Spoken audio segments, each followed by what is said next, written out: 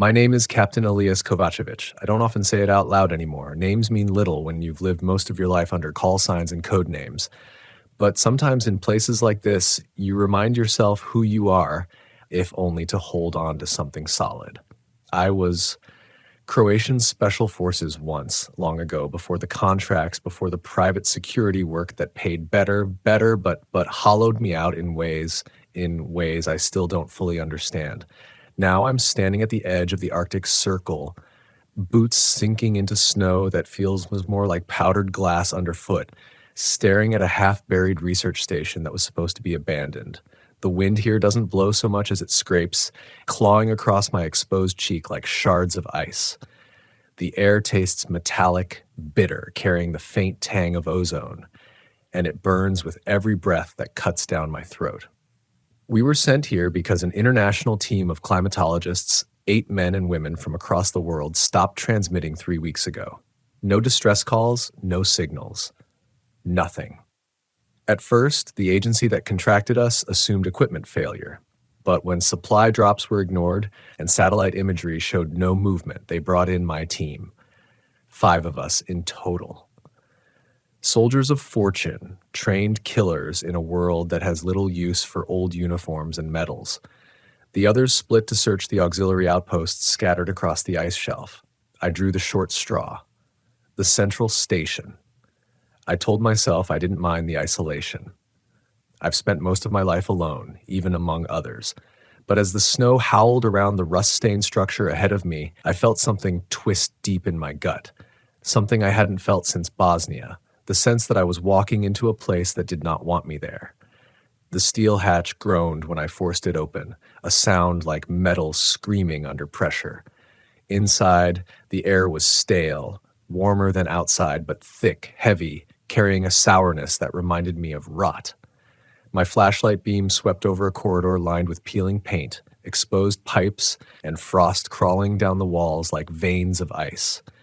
The floor creaked under my weight, and the sound echoed unnaturally, like the building itself had hollow lungs. I clicked my radio. Kovacevic at Central. Entry point clear. Beginning sweep. Static replied, followed by a burst of garbled speech from Vasquez, our comms man. I couldn't make out a word. The interference was expected. Storms here scramble signals like angry gods tearing at the sky. Still, I logged it as another weight pressing down on my chest. The station should have been silent, empty, like a tomb. But almost immediately I caught details that unsettled me.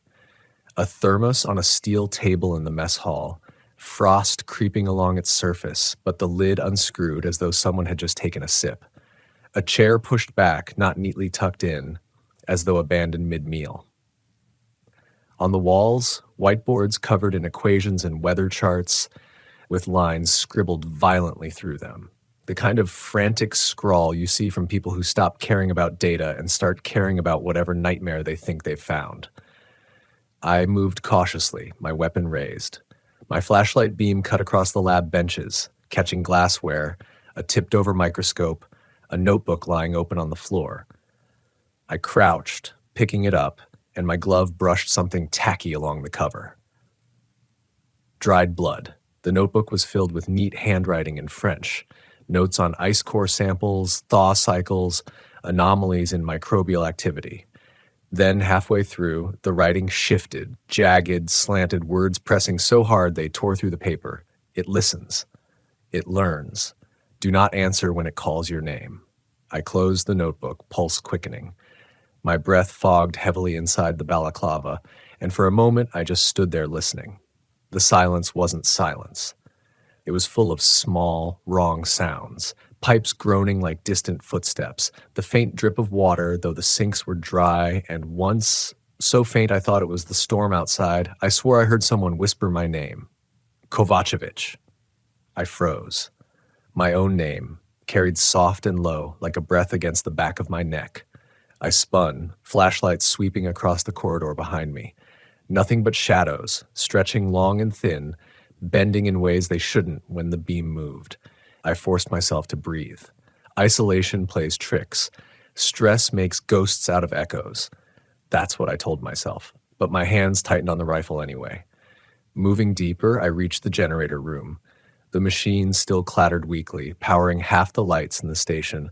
Fluorescent bulbs flickered, strobing the shadows into jerking movements. I checked the gauges. Fuel low but not empty. Someone had kept it running. Recently. That was when I saw the handprint. On the steel panel beside the gauges, smeared in something dark. 5 fingers widespread but elongated. Too long. The marks dragged downward, as though whatever made it had braced itself, sliding down the wall. My throat tightened. I touched it with the edge of my glove. Not paint, not oil. Something thicker. The stink of iron confirmed it. Blood. I backed away slowly, ears straining. For a moment, the generator's rattle seemed to fade behind a softer noise, like breathing. Close. Heavy. Drawing in air with deliberate slowness just beyond the doorway. I raised my weapon, heart hammering, and barked into the darkness. Identify yourself. No response, just that slow, dragging inhale, exhale. Then silence. When I advanced, sweeping the doorway, there was nothing. Just frost forming along the edge of the bulkhead, patterns like spiderwebs across the steel. I should have felt relief. Instead, I felt watched. I pressed on, deeper into the living quarters. Beds unmade, lockers open, clothes left behind as though people had walked out in a hurry. But there were no signs of struggle, no blood, no overturned furniture, just absence. Like the station had been emptied of people but not of presence. And then I heard it again. Kovacevic.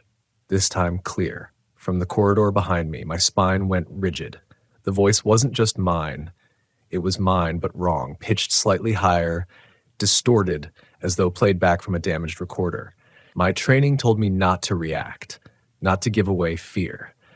But training also told me that when something knows your name and you're standing in a place where nobody alive should know it, you don't ignore it.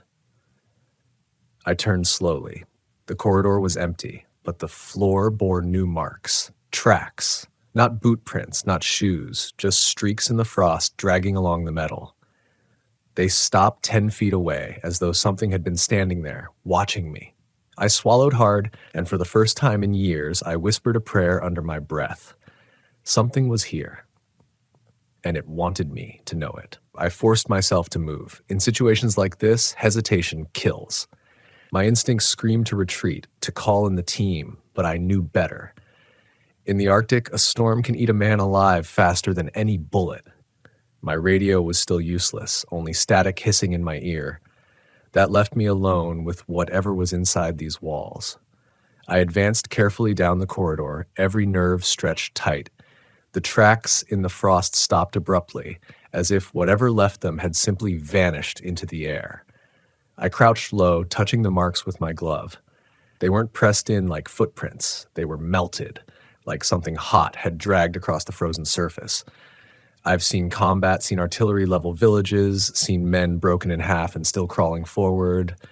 But this was different. This felt old, like the station was just a stage built over something ancient, something waiting.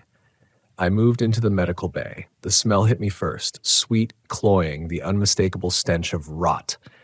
My flashlight swept across the room, catching cots lined against the walls, stained sheets crumpled on them. I thought they were empty until the beam fell on the far corner. A shape under a blanket. My chest tightened. Slowly, I approached. Weapon trained. My boots crunched on broken glass scattered across the floor.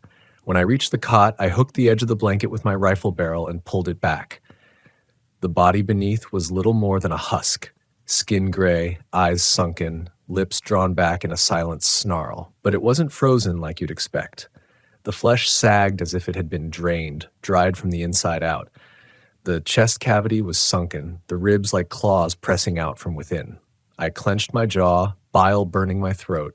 This wasn't the clean death of exposure. This was consumption. Before I could process, a sound broke the stillness, not outside, not distant, right here, in the room. It was the body. A wet inhale rattled from its collapsed chest, though no lungs should have held air. Then, in a whisper so faint it almost blended with the hum of the lights, the thing croaked. Kovacevic. I staggered back, my rifle snapping up, finger on the trigger. Every instinct screamed to shoot, to end whatever unnatural mockery lay before me. But the soldier in me hesitated. Ammo is life in the Arctic. Waste it, and you die later. I backed out slowly, never lowering the weapon. The whispering didn't follow, but I swear I felt eyes crawling on me as I left the medical bay. In the corridor again, I tried to steady my breathing. My heartbeat thudded in my ears, too loud, like it might give me away. This wasn't panic. Panic is chaotic. This was something colder, sharper, the kind of fear that haunts every sense until even the hum of a light bulb feels like a gunshot. I pressed on, deeper toward the control room. The station's main terminal sat there like rows of blinking equipment that should have been dead, but somehow still clung to life. The screens flickered, static lines crawling across them. I moved to the central console and brushed frost from the keyboard. The system was locked, but someone had left logs open. I scrolled through them with gloved hands. Most were routine entries, temperature reports, wind data, ice core analysis. Then the logs grew erratic. Day 146, sample from core thawed, movement detected under microscope, unstable behavior. Day 147, entity reacts to sound, mimics patterns, not random. Day 150, voices heard in corridors, staff reporting dreams of being followed. Day 152, it is learning names, it calls us from the darkness, it wants acknowledgement. Day 53, lockdown initiated, cannot contain, fuel reserves low. The final entry was a single line typed in uneven strokes. Do not let it speak with your voice. I pulled back, muscles coiled, mind racing. This was no accident. Whatever they thawed out of the ice, microbial, parasitic, something older, it hadn't stayed under glass. It was here, loose, and it had learned. I heard movement again. Not footsteps this time. A scrape like claws against metal just beyond the door frame. I moved fast, back to the corridor, weapon raised. Empty. The scrape echoed from farther down, retreating, leading me. It was trying to draw me deeper. I swallowed hard. Think like a soldier. It was a game of bait, of misdirection. It wanted me chasing shadows until I made a mistake, so I held still.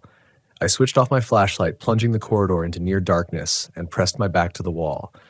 My breath fogged in short, controlled bursts. I waited. At first, nothing. Just the groan of the storm outside. Then, movement. A shifting shadow at the far end of the hall.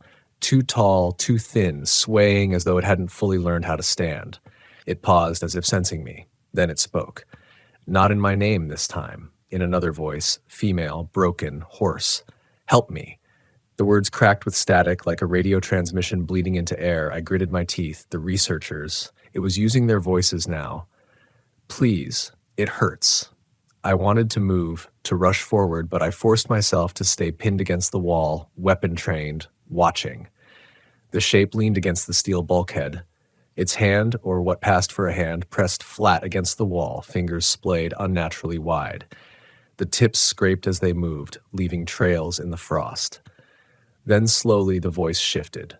The tone deepened, words stretched and warped until I heard my own voice echoing back to me. Perfect, except for the faint tremor. Elias, you can't hide. Every instinct screamed fire. Put it down. But my finger froze on the trigger. Because the thing didn't move closer. It didn't lunge. It simply stood there, mimicking me, like it was waiting for me to acknowledge it. I forced myself to step forward, one controlled pace. What are you? I demanded, my voice low but steady. The figure shivered, blurred in the flicker of the emergency lights. Then it was gone. No retreat, no running, just gone. The corridor was empty. But the frost where it had stood remained melted, a trail leading deeper into the station. I exhaled slowly, realizing my hands were shaking. It wasn't just stalking me, it was testing me. And worse, it was winning. I've always believed fear can be weaponized. In war, you learn to harness it, shape it into precision instead of panic. But the kind of fear curling through me now wasn't the sharp kind. It was deep, corrosive, the kind that eats away at reason. I forced myself back into the generator room, the closest thing to a defensible position. My training kicked in. Assess, fortify, prepare. I checked my magazines, 3 full, 1 partial. Standard NATO 5.56 wouldn't mean much against something that bent the rules of biology, but bullets were still better than empty hands. I pulled my pack from the floor and dug through it. 2 MREs, a thermite charge, tripwire, flares, and a small kit of C4 putty. Security jobs didn't usually require heavy ordnance, but I'd packed light sabotage gear. Insurance. I set a tripwire across the corridor entrance, attached to a flare. If anything crossed, it would light the hall like day. I laid the thermite by the door panel, a last resort if I needed to torch the generator and deny this place to whatever was stalking me. Then I killed my light and crouched in the corner, rifle steady, ears straining.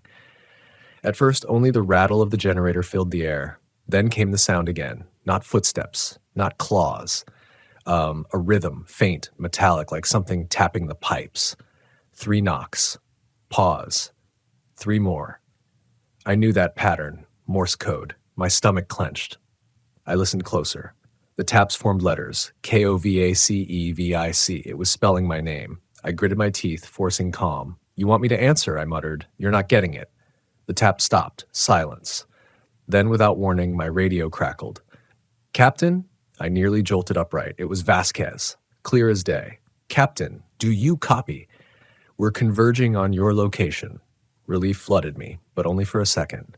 Something was wrong. The storm outside hadn't eased, and comms shouldn't have cut through that clearly. My instincts screamed trap. I pressed the transmit. Vasquez, authenticate. Code word Bravo 7. Static. A pause. Then his voice again, identical in cadence, but just slightly off in pitch. Captain, it's me. Open the door. My finger hovered on the trigger. I'd served with Vasquez long enough to know his rhythm, his slang, the way he always clipped the end of captain like it annoyed him. This voice had almost nailed it. Almost. I didn't reply. The generator lights flickered, dimming, as if something was drawing power from the grid. Shadows lengthened on the walls, stretching toward me like fingers. I steadied myself. It's not Vasquez. It wants you to believe it is. I waited, controlling my breath. Then, there, at the far end of the corridor, the tripwire snapped. The flare ignited, flooding the hall in red light. For a split second, I saw it. A figure, elongated, too tall, limbs bending at wrong angles. Its surface shimmered as though made of shifting ice, reflecting me back at myself. Its head tilted unnaturally, studying me like a predator, deciding how best to dismantle its prey. I squeezed the trigger. 3-round burst. The rounds slammed into its torso, and it staggered back, but not like a man hit by gunfire, more like ice cracking under stress. The bullets passed through, spraying shards that hissed into vapor before they hit the floor. It shrieked, high-pitched, metallic, like tearing steel. The sound vibrated in my teeth, almost dropping me to my knees. I fired again, emptying half the mag. Each impact tore away more of its form, but it didn't fall. It reformed, edges knitting like frost closing over broken glass. I backed toward the generator, pulse hammering. The thing didn't charge.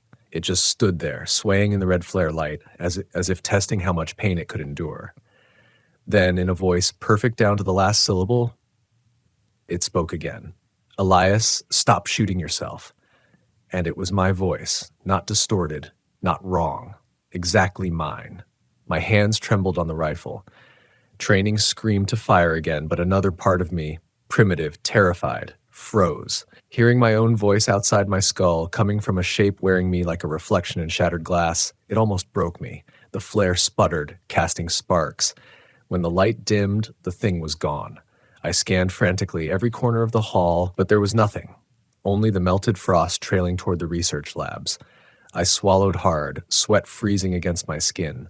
It wasn't just mimicking sounds anymore. It had studied me. It had my voice, my tone, my words, and if it could wear my voice, how long before it wore my thoughts? I forced myself upright, slamming a fresh mag into the rifle. My plan was forming, crude, but the only chance I had. This thing wanted acknowledgement, wanted to be answered. Fine. I'd give it something to answer to. I grabbed the C4 putty from my pack, shaping it into 2 small charges. I set one by the lab corridor, the other at the junction leading to the living quarters. I rigged the detonators to a simple remote, an old habit from IED sweeps in the Balkans. If it followed, if it thought I was retreating, I could bottleneck it and bring the whole corridor down. My heart steadied as the soldier in me took over. Plans, give you purpose. Purpose keeps the fear at bay. I swept toward the labs, careful, silent. Every door was half open, frost forming along the frames. Inside, equipment sat shattered, samples spilled across the floor. Glass vials with strange black residue clung to the edges, as if something inside had burned its way out. Then, from the dark, a whisper brushed against my ear. "Clever, Captain. Very clever." I spun, weapon raised, empty. But the words hadn't echoed. They'd come from inside the room. It knew what I was doing.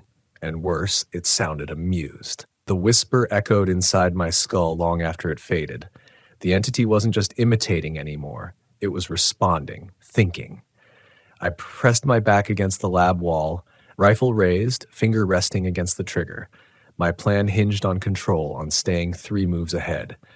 But how do you strategize against something that crawls inside your head, wears your voice like a stolen mask? I swept the beam of my flashlight across the room.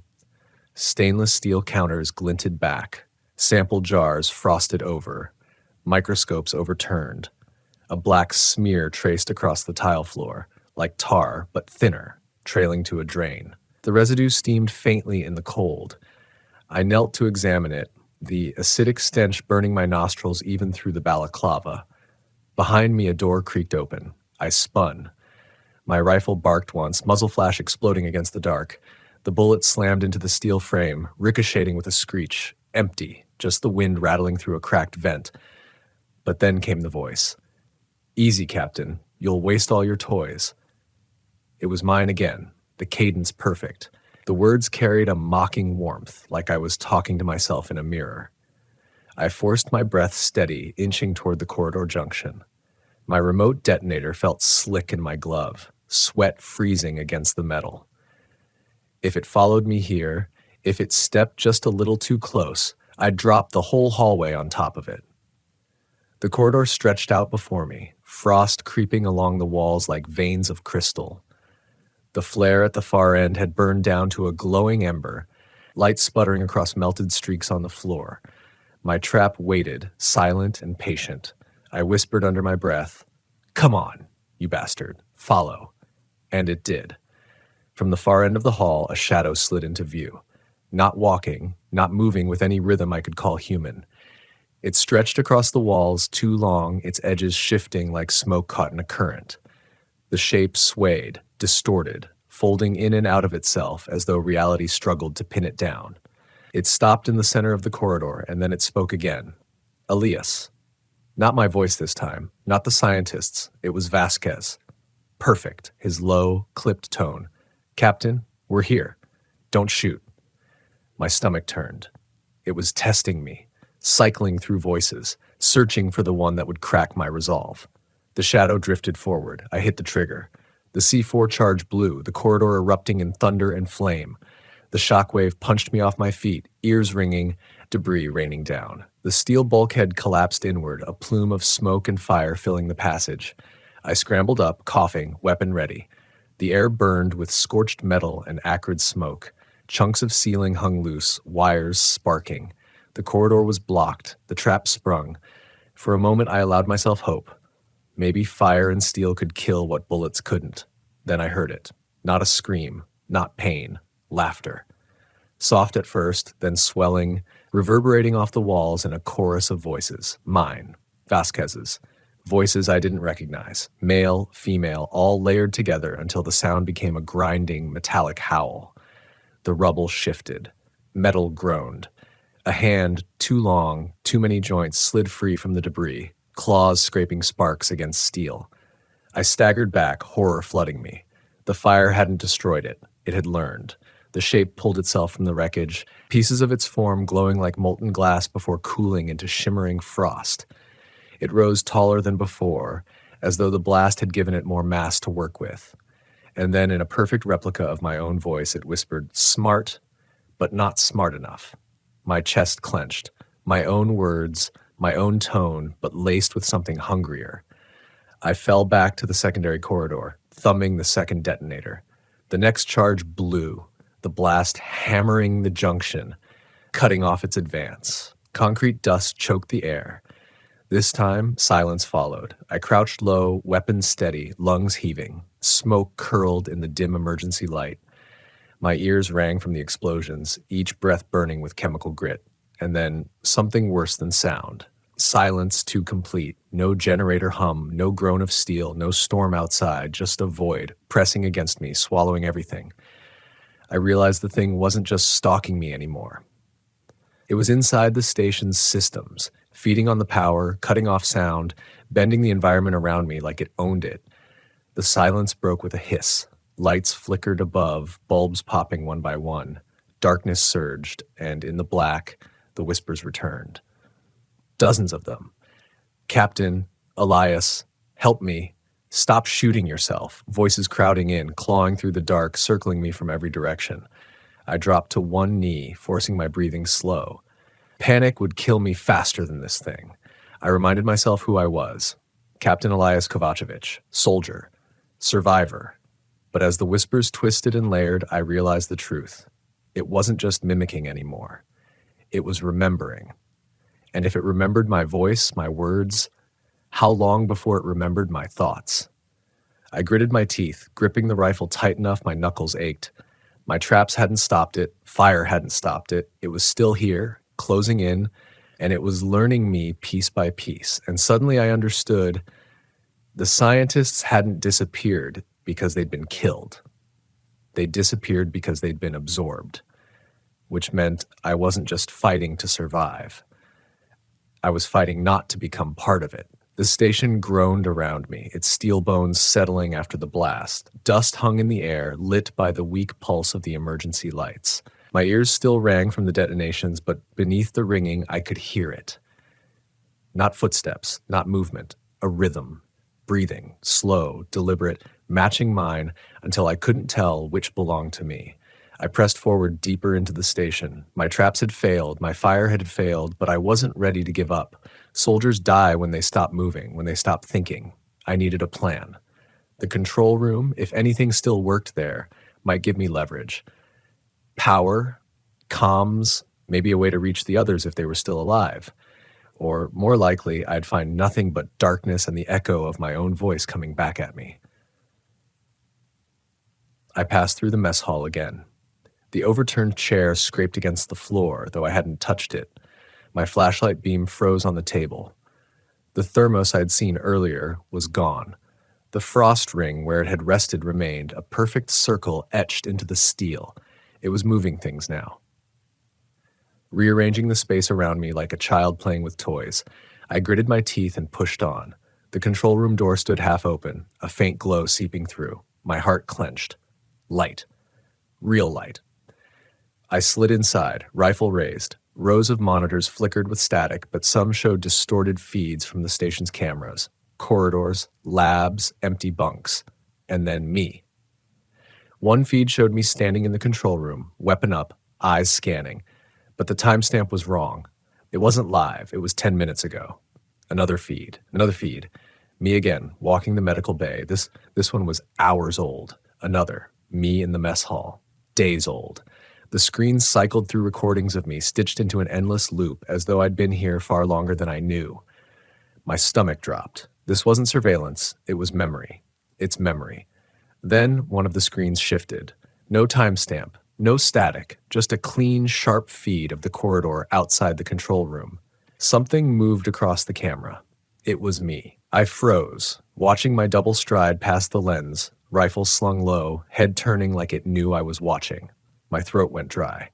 The screen flickered, and now the double was in the control room with me, not on the feed. Behind me, I spun, rifle snapping up. The thing stood 3 feet away, perfect down to the stubble on my chin, the scar across my left eyebrow. My own face stared back at me, eyes glinting with something hollow and bottomless. "Elias," it said. My voice, calm, steady, like it had practiced. For a second, my finger froze on the trigger. Shooting yourself isn't instinct. It's a fight against everything your body believes. Then training cut in. I fired. The bullets tore through its chest, spraying shards of frost and steam. It staggered back but didn't fall. It laughed, a broken metallic version of my laugh, echoing off the steel walls. "Better," it said. patching holes in its form like ice healing over cracks. Now I know how you fight. I lunged forward, smashing the butt of my rifle into its jaw. The impact shattered the false face like glass, revealing nothing beneath but shifting frost and writhing black veins. The sight nearly broke me, but I forced myself back, heart pounding. The control panels sparked as the entity's form brushed against them. Screens flickered, one by one shutting down until only a single monitor glowed. Not the corridors, not the labs, outside. The Arctic expanse stretched endless and white. The camera tilted, showing the storm thinning, visibility opening, and there, far out across the ice, shapes moving. 5 figures, my team. Relief surged, but it was crushed a second later by realization. The entity wanted me to see this. I turned on it, rage burning hot enough to cut through the fear. What do you want? It tilted its head, my broken face reforming, lips twisting into a grin that didn't belong to me. To remember. The word rattled in my bones. Before I could answer, the screens went black. The generator died with a groan, plunging the station into total darkness. The only sound was breathing. My breathing. Or its. I flicked a flare, the red light sputtering to life.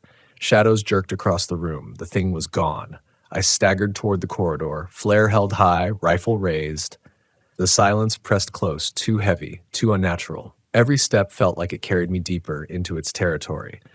As I reached the junction, the whispers returned. Not one voice this time. Dozens, all layered, all clawing at me from inside the dark. Captain. Elias, don't leave us. Stay. I pressed my back to the wall, flare hissing in my hand. My mind screamed to retreat, but I knew the truth now. It wasn't chasing me to kill me. It was drawing me closer, and with every step, every whisper, every echo of my own voice, I felt something pulling at the edges of my mind, like it wanted me to forget where I ended and where it began. The flare burned down to a stub, spitting sparks on the floor. I tossed it aside and struck another, my hands shaking, despite the years of drills that had carved calm into my muscles. Fear makes liars out of training. The corridor stretched ahead, red light spilling across metal walls that gleamed with moisture. The frost was gone. Instead, condensation slid down the panels like sweat. The station was alive, breathing with me. The whispers thickened, crawling under my skin. Some were mine. Some were voices I hadn't heard in years. Men from my unit, voices that should have been long buried in Bosnia, in Syria, in the kind of deserts and ruins no one ever remembers once the shooting stops. I told myself it was mimicry. Sound thrown back at me. But when I heard my old commander bark my name, sharp, exact, with the weight of command, it pulled me forward before I realized I was moving. I slammed to a stop. My boots skidded on wet steel. This was how it worked. Not claws, not fangs, but memory, familiarity. It stripped you of defenses piece by piece until you were ready to walk willingly into its mouth. I forced myself to slow my breathing, to think like a soldier. Weapons, resources, terrain. I had 2 flares left, a rifle with half a magazine, a combat knife, and a station designed to resist Arctic storms. Not whatever this thing was. The entity was stronger, smarter, but maybe it wasn't indestructible. Maybe it needed me alive because I resisted, because it wanted what I remembered, what I carried. I made myself a promise then. If I went down, I'd take something of it with me. The control room was dead, but there was one place left, the generator chamber. Big enough to burn, unstable enough to take the whole outpost down if I pushed it. Fire had slowed it before. Maybe total fire would stop it. I moved fast, rifle tight to my chest, keeping my light low to conserve the flare. The corridors twisted, each junction looking wrong, stretched as if the station were rearranging itself. My sense of direction frayed. I checked the path on the wall maps, but even they looked different each time my beam passed over them. Still, the hum of the generator drew me onward, a faint rhythmic thrum through the deck plates, a lifeline. The voices quieted the closer I got. That was worse than the noise. Silence meant it was waiting. I pushed into the generator chamber. Heat rolled over me, wet and stinking like rotting meat. The flare sputtered, painting the massive turbine in violent red. Ice should have coated the machinery, but instead it was slick with slime, as though the walls had been sweating for days. The entity was already here. It clung to the far wall, spread wide like frost expanding over glass. Black veins pulsed through its icy form, reaching toward the machinery, feeding off it. The lights dimmed as its body drank the power straight from the cables. My flare hissed. The thing turned. No eyes, but I felt its attention cut through me. "You think burning me will save you," it said, in my voice, in all the voices. "But I've been fire before. I've been ice. I've been men braver than you, and I remember them still." I lifted the rifle, fired in controlled bursts. Bullets tore through its limbs, splattering chunks of frozen flesh that evaporated before they hit the ground. The generator screamed under the ricochet. The entity only laughed, deep and hollow, shaking the chamber. I dropped the rifle, yanked the knife free, and ran. Straight at it. It didn't expect that.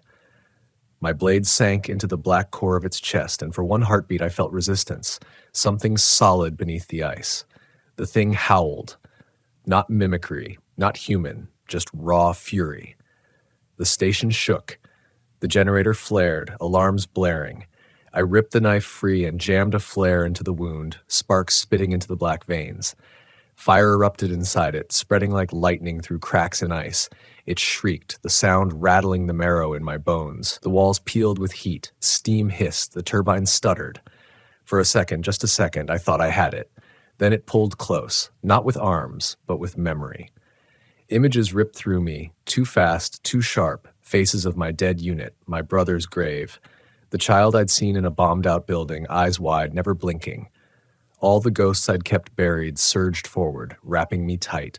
I staggered back, knife slick in my hand, head splitting. It whispered, not mocking this time. Gentle, almost kind. "You don't have to carry it anymore. Give it to me." I dropped to one knee, fighting for breath. My vision swam. I couldn't tell if the fire was burning it or me. Through the roar of the failing generator, I heard something else. Wind, outside. The storm was breaking. I forced my eyes open. Through the chamber's observation slit, I could see the white plane, clear, still. And out there, far across the ice, those 5 figures again. My team. No. Not real, but maybe. Maybe one of them was. I gritted my teeth, forcing my body up, every muscle screaming. I yanked the last flare, lit it, and hurled it into the generator core. The room exploded in red light. The turbine erupted, flames tearing through the chamber. The entity shrieked, body fracturing like glass under a hammer. I didn't wait to see if it rebuilt. I turned and ran, heat licking at my back, smoke filling my lungs. The station was collapsing. Corridors buckled. Alarms screamed. I didn't stop until I burst through the outer hatch into the Arctic night. Cold air hit me like a fist. The sky was clear now, stars sharp against the black. The wind had died, silence stretching across the tundra, and there they were. 5 figures trudging toward me through the snow. I staggered forward, heart in my throat. "Luca!" I shouted. My second's name tore out of me. "Danny." No answer. They kept walking. Slow, deliberate. The lead figure lifted a hand in greeting, and I heard it, carried perfectly on the frozen air. My own voice. The night was still, unnaturally still. No wind, no sound, but the crunch of snow beneath my boots. My breath plumed in the air, ragged, uneven, as I forced myself forward. The 5 figures ahead moved with agonizing slowness, their silhouettes cut sharp against the white plain. They should have been small at that distance, blurred by frost, but they weren't. They were too defined, too clear, like shadows cut out of the dark and pressed onto the ice. The lead figure raised its hand again. My hand. I froze. Every instinct screamed to drop, to vanish into the snow, to wait it out. But I couldn't.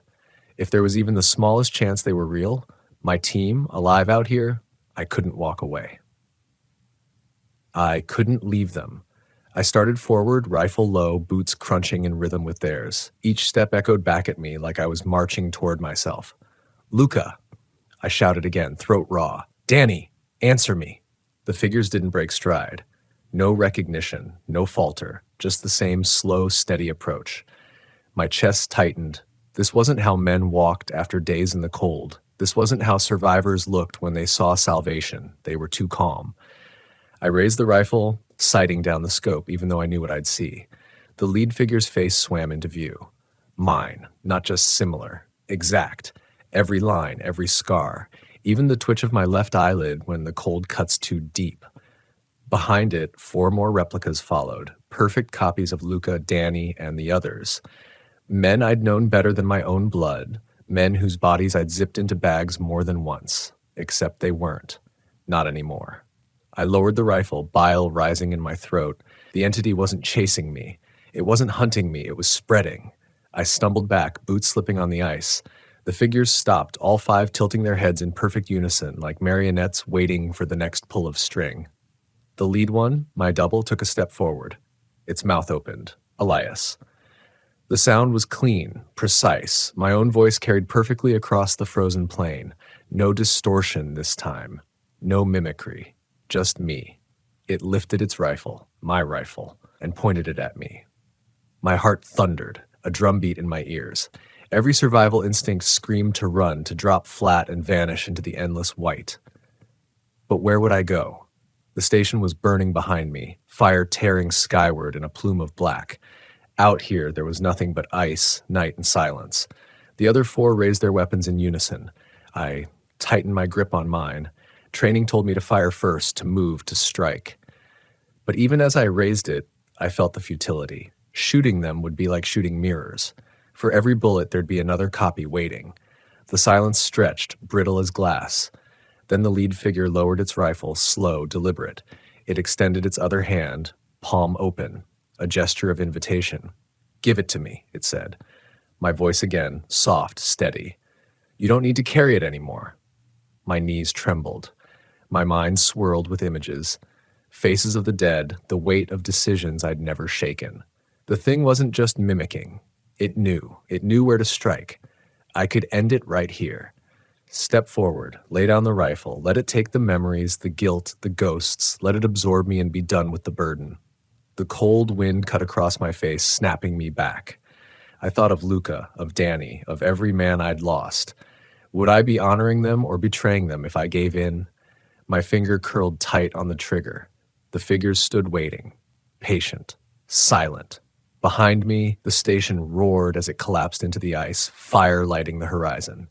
Before me, 5 mirrors of myself and my men waited with open hands.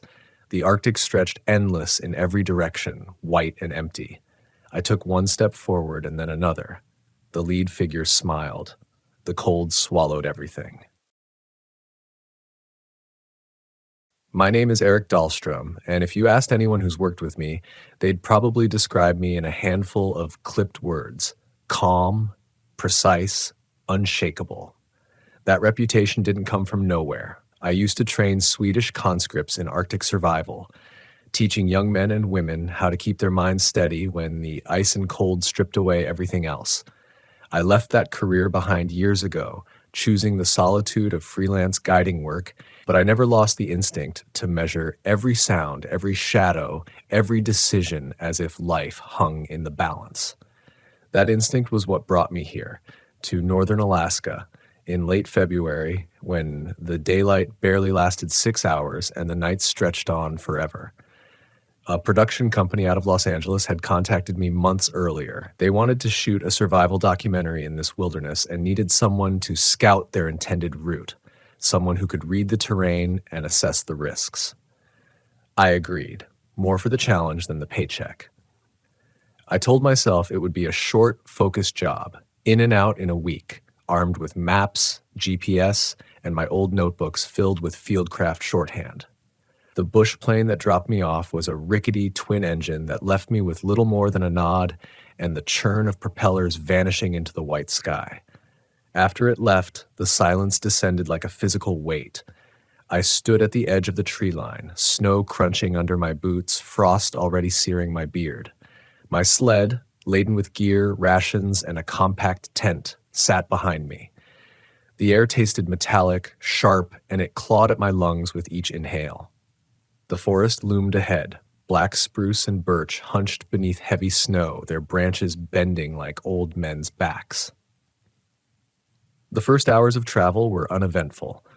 I noted potential hazards for the film crew: unstable ice on a stream crossing, patches where snow concealed jagged rocks, the way the wind carved white dunes that could disorient anyone who hadn't grown up in the north.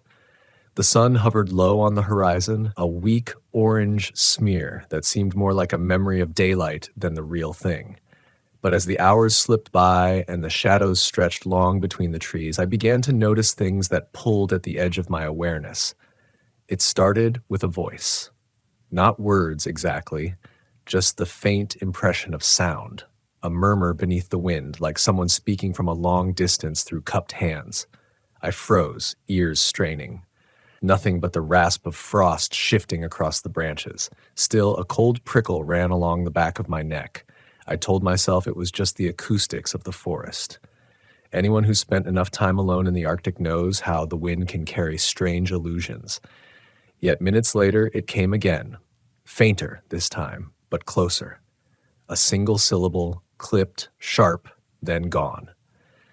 By the time I set up camp in a clearing, the temperature had dropped into the negatives. My breath hung like smoke as I drove stakes into the snowpack and rigged my stove. The familiar rhythm of work steadied me, though I kept glancing at the tree line.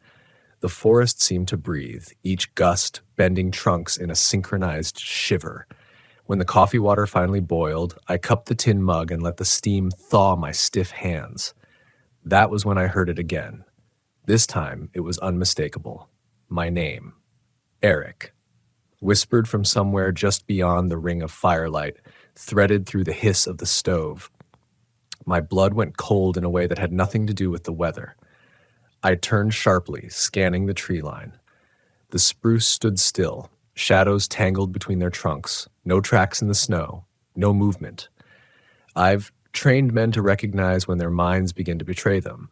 Fatigue, isolation, hunger, these are fertile grounds for hallucination. So I did what I always told them.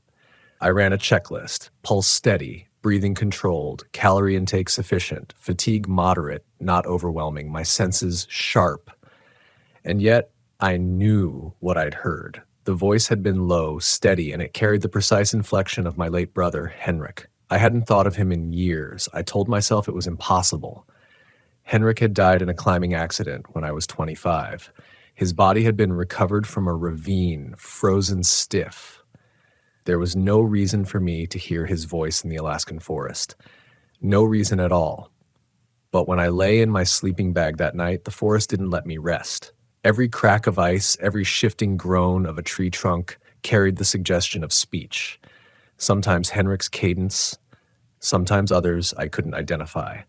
A parade of murmurs just beyond the veil of sleep.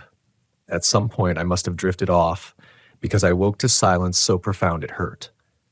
No wind, no shifting branches, just the faint pop of cooling metal from the stove. I sat up, skin damp with sweat despite the cold. Then I saw them, shadows moving between the trees. Not animals, too tall, too deliberate. Figures slipping silently across the snow, blacker than the night around them. I grabbed my headlamp and flicked it on. The beam cut a white cone through the darkness. Nothing. The forest stood still, blank, as if mocking me for doubting myself. I lay back down, but sleep didn't come. My thoughts circled tight. Survival was about more than shelter and food. It was about control of the mind, above all. The wilderness tested you not with claws and teeth, but with whispers and emptiness. If you surrendered to those, you were finished. I repeated that mantra until the first dim gray of morning bled into the sky. My relief at seeing it was almost physical. But when I stepped outside, breath fogging, the relief curdled. There were tracks in the snow, human footprints, dozens of them, encircling my tent in a wide ring. The pattern was deliberate, measured, as if someone or something had walked around me in the night while I slept. The tracks led into the trees and vanished where the shadows deepened. I crouched, glove brushing the nearest print. Sharp edges, fresh, too fresh to dismiss as old, too precise to be accidents of wind or melt. For the first time in years, I felt my hands tremble. Something was out there and it knew my name. I didn't move at first. I crouched there, staring at the ring of prints like they were carved into the snow by some deliberate hand. My mind raced, cataloging possibilities the way I used to in survival training. Human trespassers? Unlikely. No one wandered this far north without leaving signs of camp, and I'd seen none from the plain. Animals? No. The stride was unmistakably human. The heel and toe shapes too precise. My breath fogged heavily through the balaclava as the morning light bled weakly across the tree line. I forced myself upright, every movement crisp, practiced. Panic was the enemy. It wasted calories, it eroded judgment. I took a long breath, then another, until the tremor left my hands. Then I began following the tracks. The footprints led in neat arcs, as though whoever made them had circled my tent deliberately. Not once, but several times. They broke toward the trees, into the thick of the spruce where the shadows clung like tar. My boots crunched over the crust, the sound too loud in the silence. The cold was sharp enough that it hissed against my teeth when I opened my mouth. I walked 30 meters, maybe 40. Then the track stopped. Not faded, not blown over. Stopped. The last print pressed deep into the snow, heel heavy, toe pointed into nothing. Beyond it, the snow lay untouched, smooth as glass. No trail leading away, no scuffle marks. It was as if the walker had stepped out of existence mid-stride.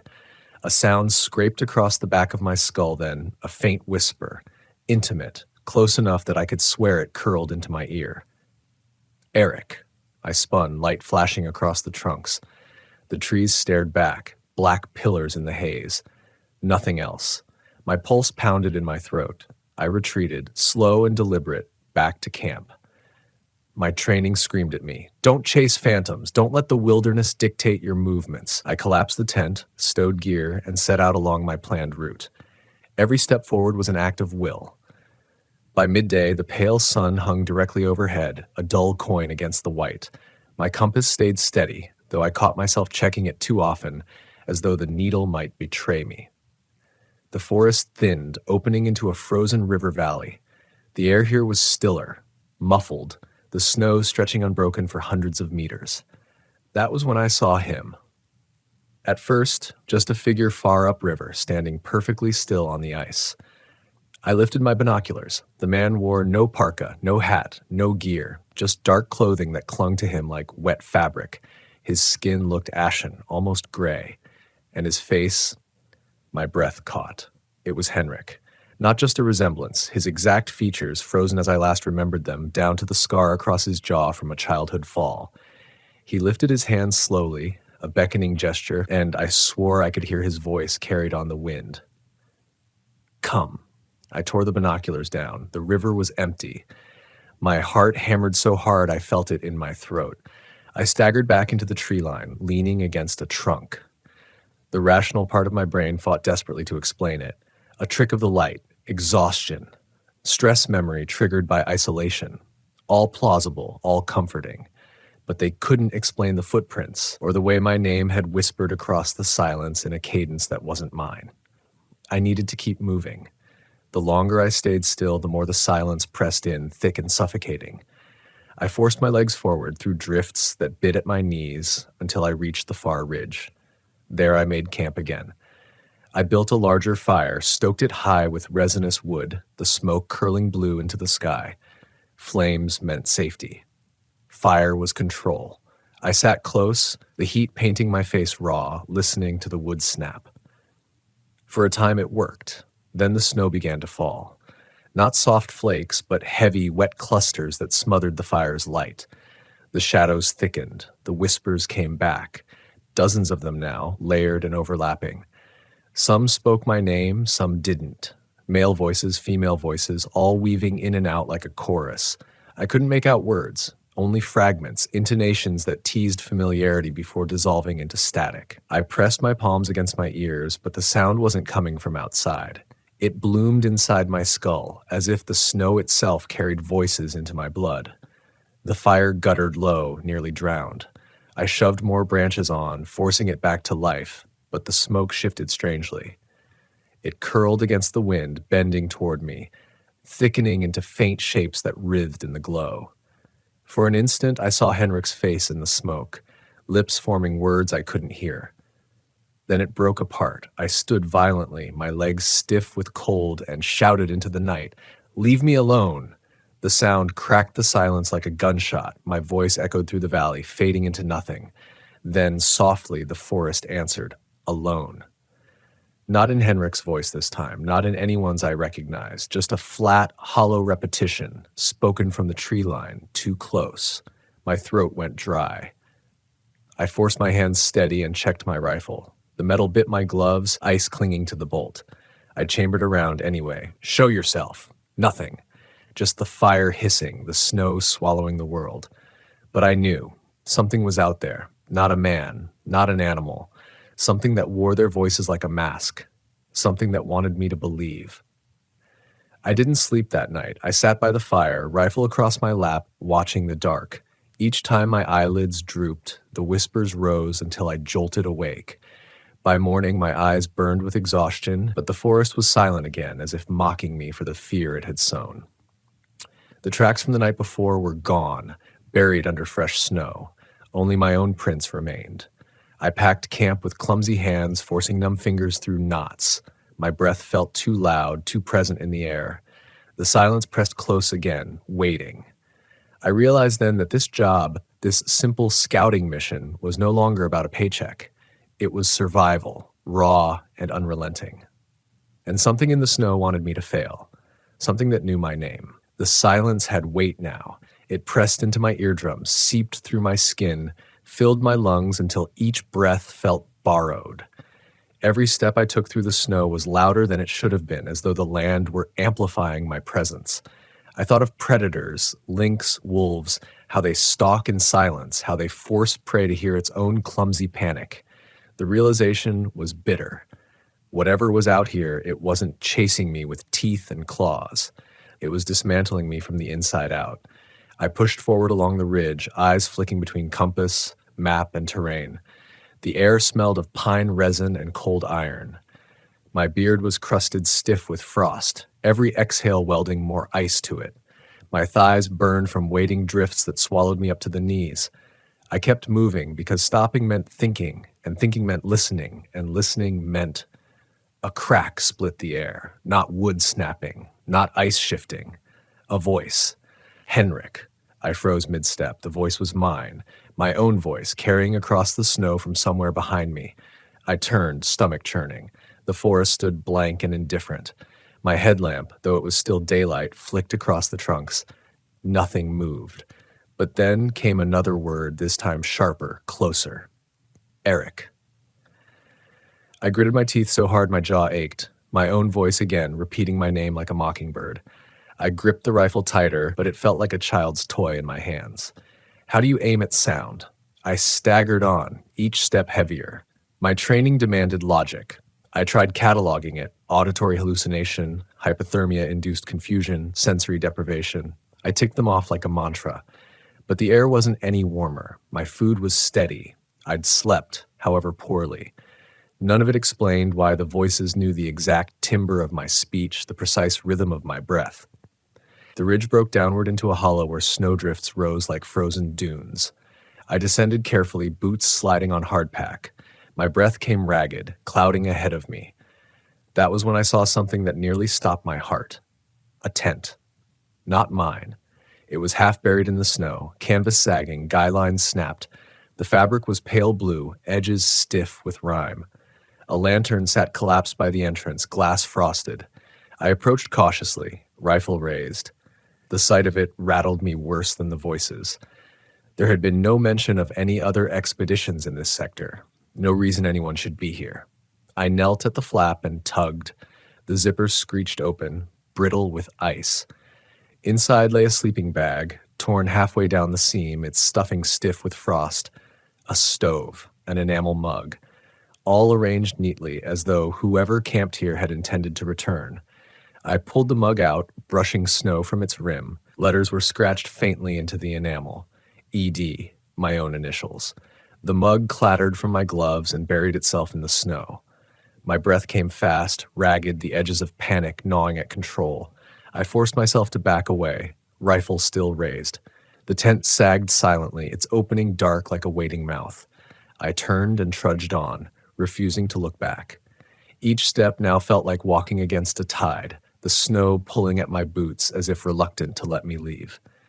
The voices returned with the dusk, at first scattered, whispering from behind tree trunks or across drifts, then closer, stronger. They began to use phrases I hadn't heard in years. Henrik's last words before his climb, the clipped Swedish commands I used to bark at trainees, even fragments of lullabies my mother had sung. Each word was a hook pulling me toward them. I pressed my palms to my ears until the skin burned from friction, but the voices weren't outside. They were inside, woven into memory. My stomach turned as I realized the truth. Whatever this phenomenon was, it wasn't just mimicking voices. It was mining my memories. I stumbled into another clearing by nightfall, lungs ragged, thighs quaking. I forced camp together with clumsy, frozen hands. The fire caught weakly, orange glow trembling against the snow. My face felt raw, eyes hot with exhaustion. The whispers coiled closer as I sat by the flames. Then they stopped. For one fragile moment, silence stretched, and then I heard boots crunch in the snow. Measured, steady, deliberate, approaching from behind. I spun, rifle raised, breath ragged. The light from the fire licked across the trees, and there he was. Henrik, standing not 10 meters away, skin pale, eyes dark, frost clinging to his brows. He smiled faintly, just as he had the day he left for that last climb, his lips parted. "You left me." The words sliced through me sharper than the cold ever could. I took a step back, knees nearly giving. "No," I whispered, throat raw. "You fell. I couldn't." But Henrik shook his head slowly, like a disappointed teacher. He raised one hand and pointed deeper into the forest, into the shadows where the firelight couldn't reach. "Come back." The wind surged, scattering snow into the flames, almost snuffing them. My grip on the rifle slipped. For an instant, I swore I wanted to obey, to step into the trees, to follow, to see what lay beyond. I clenched my eyes shut, forcing air into my lungs. This wasn't Henrik. Couldn't be. My brother was long dead, buried under tons of ice. This was something else, something wearing him like a mask. When I opened my eyes again, the clearing was empty. Only the trees remained, silent and blank. But in the snow where the figure had stood, there were footprints. Fresh, sharp-edged, leading into the forest, and they matched my boots exactly. I didn't want to follow those prints, but I couldn't ignore them either. They cut into the snow in a perfect line, each impression identical to the treads on my boots, as if some mirror self had walked away from me and into the forest. The fire cracked weakly at my back, but the prints drew my gaze like a magnet. My breath frosted heavy, each exhale loud in the frozen air. I bent low, glove brushing one of the depressions. The snow was sharp-edged, undisturbed, fresh, made moments ago. If they had been mine, there would have been a return trail leading back to camp. There was none, just one path, heading deeper. "Think," I muttered under my breath. "Think like a survivor." Following could be a trap, but ignoring them left me sitting by a fire with my own shadow roaming free. I weighed options the way I'd once taught recruits, risk versus necessity, instinct versus logic. The prints were wrong. That was enough to make them dangerous. I banked the fire high, shouldered my pack, and shouldered the rifle. If I was going to face this thing, it wouldn't be on its terms. I would control the approach. The forest swallowed me quickly. Trees loomed like black pillars, their branches clotted with ice that groaned and popped in the cold. The prints wound between them with uncanny precision, each stride matching mine exactly, as though the snow itself had remembered my weight and rhythm. I kept my rifle angled forward, barrel leading my sightline. The voices began again, not whispers now, but clear and deliberate, echoing from every direction. "Eric. Here. Alone. Come." The cadence wasn't random. It was call and response, like commands on a drill field. One voice would beckon, another would repeat, overlapping until it was a chorus marching me forward. I gritted my teeth, fighting the pull. Each syllable vibrated inside my chest like a tuning fork, harmonizing with memory. I wanted, God help me, to obey. The tracks led me into a hollow where the trees thinned. Moonlight cut across the snow, pale and blue, revealing shapes scattered around the clearing. I froze, heart seizing. More tents, half a dozen of them, all collapsed or half buried. A graveyard of camps, gear left to rot under the weight of winters. Lanterns, stoves, bedrolls, all scattered as though abandoned in a hurry. I moved cautiously, sweeping my light across the wreckage. My boots crunched too loud, echoing. I knelt by the nearest tent and peeled open its flap. Inside, a parka lay folded with careful precision, like a soldier preparing for inspection. Beside it, a journal, the cover stiff with frost. I pried it open, pages cracking. The writing inside was scrawled and frantic. It knows my name. It walks when I walk. It wants me to follow. The last pages were blank. I dropped the book, breath ragged. Each tent I checked told the same story. Gear left behind, signs of sudden departure, belongings marked with initials I didn't recognize. People had been here before me. Dozens, maybe more, and none of them had left. The prints I'd followed ended here, in the middle of the clearing, vanishing between the tents. I circled, rifle tight against my shoulder, scanning for movement. That was when I heard it again, my own voice, not an echo, not a whisper. My voice, speaking from inside the clearing. "I'm here, Eric." I swung the rifle. The sound came from the shadows between two tents. I tightened my grip, finger brushing the trigger, and then I saw it. Myself. Standing a few meters away, half hidden in the dark. My same parka, my same boots, my same rifle. The headlamp flicked once, catching my own face, eyes wide and lips curling in a faint cold smile. He raised the rifle, mirroring me perfectly. I froze, sweat chilling instantly under my layers. Training screamed at me to act, to move, to break the symmetry, but some deeper instinct rooted me in place, transfixed by the impossible sight of myself standing outside my body. "Leave," the double said softly. My voice, my tone, my exact inflection. Then, sharper. "Or stay. It doesn't matter. One of us will." The rifle in his hands tilted upward, barrel pointing directly at me. I stumbled back, boots crunching. Then he was gone. Not vanished in a blink, not dissolved into smoke. Gone in the way snow erases footprints, sudden and complete. The space between the tents stood empty, the shadows innocent. I was left alone with my breath and the chorus of voices that immediately began again, dozens of Erics calling from every direction. I bolted. I don't remember running, only the crunch of boots and the burn in my lungs. Branches whipped against my parka. Ice tore at my cheeks. My rifle jarred against my shoulder. The voices pursued, growing louder, faster, until they weren't whispers, but shouts, chanting my name like a war cry. I didn't stop until I tripped into another clearing and collapsed, chest heaving. My lamp beam swung wild across the snow. Nothing followed. No prints but my own. The silence returned like a lid closing over the world. I stayed there for a long time, bent double, throat raw. My gloves trembled against the stock of the rifle. It wanted me broken. I knew that now. It had shown me my brother to unmoor me, then myself to strip away the last anchor I had.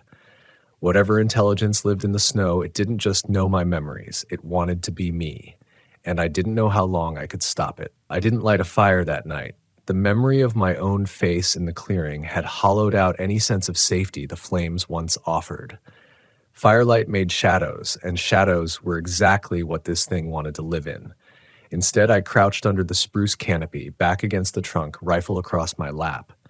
The cold gnawed at me like teeth, but at least I could see. At least I could listen. The silence was unnatural. Not the peaceful kind of silence I'd grown used to in northern winters, but the strained stillness before a storm. Even the wind had gone flat. My breath plumed and fell around me in pale clouds. Every now and then, the snow shifted as if something heavy pressed against it far away, too far for me to see. I forced myself into a survival checklist again, clinging to structure like a drowning man clings to driftwood. Body temperature, borderline but stable. Hydration, low, ration sips. Calories, enough for another day. Mental state, fractured. My own voice echoed back in my head, mocking me, and then the whispering began again. This time it wasn't distant. It came from directly behind me. "Eric?" I whipped around, rifle raised, but there was nothing. Only the trunk of the tree I leaned against, dark and solid. "Don't fight it," the voice said. I knew the cadence too well. It was mine. Not from memory, not from echoes, mine, present tense, spoken as though another mouth shared my breath. I backed away from the tree, boots sinking into the snow, rifle trembling in my grip. "Why resist?" the voice asked again. The sound was flat, emotionless. "You're already mine." A shiver worked down my spine, deeper than the cold. I pressed the butt of the rifle into my shoulder so hard it bruised. "Shut up," I hissed, though my throat was dry. "You're nothing." But the forest answered with laughter. My laughter. It rolled through the trees, bouncing from trunk to trunk, until it sounded like dozens of me chuckling all at once. It grew louder, sharper, until it was a full-bodied cackle that turned my stomach to ice. I staggered forward, boots crunching too loud. The laughter followed, circling me like a pack of wolves. I tried firing once, just to silence it. The rifle cracked, muzzle flash cutting the dark. The sound ricocheted across the forest, and for a moment the voices stopped. The silence afterward was worse. I crouched, heart hammering, barrel still smoking faintly. My breath tore at my throat. Then something moved, just at the edge of my light, a figure standing tall, head tilted. My own outline. I lifted the lamp higher and my blood froze. It was me again, but not dressed in my parka. This version wore nothing at all. Skin pale and raw, muscles straining like frost-bitten meat. Its eyes were mine, but darker, hollow pits that reflected no light. And its lips twisted into a grin too wide for my face. It stepped forward, bare feet sinking soundlessly into the snow. I backed away, but it mirrored every motion, perfectly synchronized. My chest tightened, heart battering against my ribs. "You're tired," it said in my voice, perfectly calm. "Let me finish what you started." I wanted to run, but I forced myself still. My training screamed at me, "Don't give the adversary the upper hand. Confront, control, survive." But how do you fight yourself when the enemy knows every motion you'll make before you do? I dropped my pack deliberately and dug into the side pocket with frozen hands. My flare gun came out, red plastic harsh against my glove. Without hesitation, I fired. The flare screamed into the dark, painting the trees in a searing red glow. For an instant, the figure lit up like a corpse on fire, skin bubbling, eyes blacker than void. It let out a shriek, not mine this time, but something high and alien, like ice fracturing under unbearable pressure. Then it vanished. The clearing stood empty once more, bathed in red light as the flare hissed in the snow. My knees buckled and I collapsed. I wanted to believe I'd driven it off, but the laughter echoed faintly again, just beyond the light. Softer now, patient. It hadn't left. It was waiting. When the flare guttered out, the darkness rushed back in. I sat there shaking, every muscle taut. And in that silence, I realized something that sank through me like lead. This wasn't a hunt. It wasn't chasing me. It was wearing me down, piece by piece, until I couldn't tell where Eric Dahlstrom ended and it began. Until the next set of footprints in the snow wasn't a trick, but a replacement. And maybe, when the film crew finally came to scout the route, they'd find me waiting. Standing by the tree line, smiling with a face that was no longer mine. I didn't sleep. I couldn't. Every time I let my eyelids fall, the silence bent into voices. My mother calling me in from the yard, Henrik shouting over a storm, recruits chanting cadence during a march. Each one carried the same undertone. You don't belong to yourself anymore. I kept moving instead, stumbling north through snow that seemed to shift under me. The forest was endless, each ridge leading to another, each hollow echoing with my own crunching boots. I checked the compass obsessively, though I no longer trusted it. The needle quivered faintly, as though uncertain which direction reality pointed. By midday, my legs were lead. I forced myself into a rhythm, counting steps aloud. 1, 2, 3, like recruits on a forced march. The sound of my own voice steadied me. But then, from behind, the count continued without me. 4, 5, 6. Same tone, same breath, my voice. I spun, heart in my throat. The forest behind me lay blank, only snow and trees. My footprints trailed into the distance, yet the counting pressed on, closer now. 7, 8, 9. The sound of it cracked me more than anything else had. I shouted over it, throat raw. "Shut up!" For a moment, silence answered. Then, softly, 10. The word landed like a hammer inside my skull. I bolted. Rational thoughts scattered. My breath roared in my ears as I tore through the trees, branches clawing my parka, snow breaking under my boots. The rifle jarred against my shoulder. Useless weight. I didn't know where I was going, only that I had to outrun myself. I broke into another clearing and collapsed to my knees, gasping, my chest burning. My hands trembled so badly I almost dropped the rifle. I wanted to scream. I wanted to laugh. I wanted to tear the compass from my pocket and smash it against the ice just to hear something break. Instead, I forced air into my lungs and lifted my head. The clearing was wrong. At first, it looked empty, just a stretch of snow and moonlight. But then I saw them, figures standing in a wide ring, 20 or more. Each one was me. Some wore my parka. Others were stripped to pale skin. Some bore scars I hadn't had in years. A few looked younger, leaner, their eyes sharper. They stood perfectly still, heads tilted, watching me. My stomach dropped into ice water. I wanted to raise the rifle, but my arms locked stiff. One of them stepped forward. He looked exactly like me in that moment. Same parka, same rifle, same exhaustion etched into his face. His lips moved, and I heard my voice, but the words weren't mine. "You can rest now. We'll keep going." The others began to murmur in unison, overlapping whispers that sounded like a hive of bees. Rest, rest, rest. I backed away, boots slipping, breath tearing ragged. My legs felt weak, bones hollow. The thought pressed into my skull like a knife. If I lay down, if I just closed my eyes, they would carry on for me. One of them would step forward, pick up my pack, and keep walking. And no one, not even me, would know the difference. "No," I rasped. "I'm not yours." I fumbled at my belt pouch and pulled free my last flare. My fingers were stiff, clumsy, but I jammed it into the gun and fired. The sky erupted crimson, the clearing bathed in red fire. The figures shrieked, sound shredding the air. Their faces warped, teeth bared, eyes boiling black. They staggered back, dissolving like smoke and wind. The flare's light seared the snow, casting shadows that bent unnaturally before snapping out. When the hiss died, I stood alone again. I fell to my knees, chest heaving, and let the rifle slide into the snow. My hands shook so badly I couldn't control them. The cold bit deeper now, sharper, as if the flare had burned away not just the dark, but some layer of my will. I whispered Henrik's name without meaning to. The word tasted like ash in my mouth, and the forest answered, Henrik. Not in my voice, not in Henrik's either. A chorus of tones, layered and wrong. I closed my eyes, teeth chattering. Survival was no longer about food, fire, or shelter. It was about memory, identity. Holding on to the thin thread that kept me Eric Dahlstrom instead of another face lost in the snow. But the thread was fraying. I forced myself upright, though my legs felt carved from ice. Every joint screamed protest, but still I moved. Stopping wasn't an option anymore. Rest was surrender, and surrender meant becoming another shadow in the snow.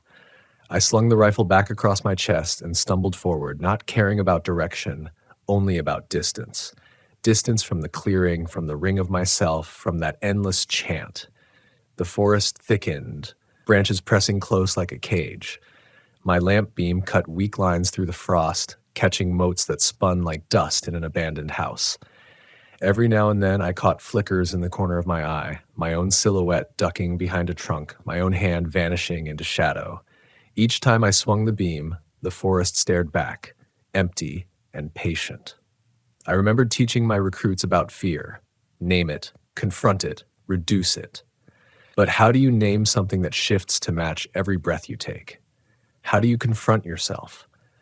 The snow deepened until I sank thigh deep, dragging each boot free with a grunt. My breath came ragged, throat raw. My thoughts blurred in and out, sometimes sharp with strategy, sometimes dull and foggy, as if someone else's thoughts had begun leaking into mine. At one point, I realized I was humming a low tune that I didn't recognize, but my lips shaped it without command. The melody wound like a lullaby, too gentle, too old. I bit my tongue until I tasted iron, forcing the humming to stop. But the forest continued it for me. 100 voices carrying the tune through the trees, soft and sweet, threading around me like chains. "Shut up," I croaked. My voice sounded small, foreign. The lullaby didn't stop. It grew louder, fuller, until I almost wanted to sink into it. My eyelids sagged, my steps slowed. Each note promised peace, release, rest. Then my boot struck something solid. I looked down, startled. The snow parted around a slab of ice-black stone, half buried, its edges unnatural. Cut, not broken. My light brushed more shapes around it. Dozens of stones scattered in the clearing, each carved and worn. They stood like grave markers, their surfaces etched with lines too shallow to read. Graves. The thought cut through the fog like a blade. I staggered closer, brushing snow from the nearest slab with a gloved hand. My breath snagged in my throat. The name carved there was mine. Eric Dahlstrom. The letters gouged deep, frozen over, but unmistakable. Beneath it, a date. Not from the past, from tomorrow. The lullaby stopped. Silence collapsed around me like falling snow. My chest heaved, pulse hammering in my ears. I staggered back, tripping into the drift. The stones loomed all around me now, each bearing names. Some I didn't know, some I almost recognized. Some were blank, as if waiting. And at the center of the ring stood a figure, still as stone. Me again, but not pale this time. This one looked alive. Too alive. His cheeks flushed with blood, his breath steaming in the cold. He looked healthier than I felt, steadier, his rifle gripped sure in his hands. He smiled faintly, the way I used to when recruits finally learned discipline. "You're finished," he said, my voice deep and calm. "I'll keep going. They'll never know the difference." My mouth went dry. My tongue stuck to my teeth. "No," I rasped. "I'm still here." He tilted his head. "Not for long. The snow takes what's weak. You've given enough." I raised my rifle, but my arms trembled so badly the barrel swayed. He didn't flinch. He just stepped closer, each boot print sinking into the snow with deliberate weight. The gravestones seemed to lean inward, shadows stretching long. My breath came shallow, my chest tight. My thoughts fractured between two selves, the one that wanted to fight and the one that wanted to lay down and let the stronger version continue. Identity is survival. I repeated it like a mantra. If I'm gone, I'm gone. I dropped to my knees deliberately, fingers digging into the snow until they burned. I needed something solid, something real. The snow was cold, sharp, pure. I focused on that sensation, blocking out the figure, the voices, the gravestones. My breath slowed, steadied. When I opened my eyes, the other me stood only a meter away, rifle barrel aimed at my chest. His eyes glittered with hunger. I tightened my grip on my own rifle. "Then shoot," I whispered. His smile faltered, just slightly. That hesitation was enough to remind me of one thing. Whatever this was, it wanted me to choose surrender. It needed me to believe it was stronger. And if I refused, the figure blurred, edges dissolving into snowflakes. The gravestones shimmered, their names smearing into white. The silence broke into faint whispers again, circling, furious, but I was still kneeling there, still me. For now. I stayed kneeling in the snow until my breath no longer came in panicked bursts but in controlled, steady pulls. The clearing had emptied, no graves, no double, just trees leaning heavy with frost. My knees ached from the cold, but the pain was real, mine, and I clung to it like a rope. The voices hadn't left. They pressed in from the trees, muttering and circling, their tones shifting, sometimes mine, sometimes Henrik's, sometimes strangers. I realized they weren't random. They were testing me, throwing voices like bait, waiting for me to chase them. I didn't. Instead, I rose carefully, muscles stiff, and began moving toward higher ground. A ridge loomed ahead, its line faint against the pale sky. If I could gain vantage, I might find my bearings again. Every step uphill felt like hauling lead, but I forced rhythm. Inhale, exhale, plant, push. Halfway up, the snow deepened. My boots sank to the shin, my thighs screaming. My breath tore ragged. That was when the air shifted. A weight pressed against my chest, invisible but suffocating, and the whispers surged all at once. "Lie down. Rest. We'll walk for you. Join us." The words were layered, overlapping, relentless. My vision blurred, stars prickling at the edges. I stumbled, knees striking hard ice. The rifle slipped from my grip. My hands clawed the snow, desperate for purchase. The urge to stop, to sink into it, was overwhelming. It would be so easy to let go. Then a memory surfaced. Not Henrik's face, not my recruits, not even my training. My mother's voice. Her real one, not twisted through the snow. She had once told me, as a boy lost in a blizzard near our village, "If you keep moving, Eric, the cold can't claim you, but the moment you stop, it wins." That line cut through the voices like a flare. I dragged in a breath so deep it hurt and forced myself to my feet. The ridgetop was close. I lunged upward, boots slipping, body screaming. The voices rose in fury, shrieking in my own tones, trying to drown me out. My ears rang, but I pressed forward until suddenly the ground leveled beneath me. The ridge opened into a wide expanse.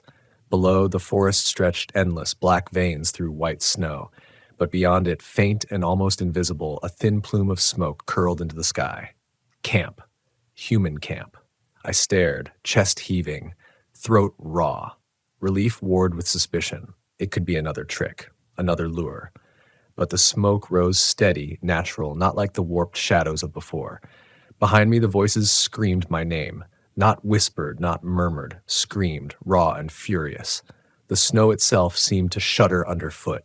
Shapes began spilling from the tree line below, dozens of figures climbing toward me. My own face on every one. Some stumbling, some crawling, some running, all with eyes black as burned holes. I grabbed my rifle and chambered the last round. My gloves shook, but my aim was steady enough. "Not yours," I growled. The first shape broke the tree line, grinning with my mouth. I fired. The crack shattered the air, and the figure dissolved into a storm of snowflakes that whirled violently before vanishing. The others didn't stop. They surged upward, a tide of myself, teeth bared, arms outstretched. My legs moved before my mind caught up. I ran, staggering down the far slope toward the thin column of smoke. My breath burned, my muscles screamed, but the thought of stopping was death. The forest closed in again, branches whipping my face, tearing my hood.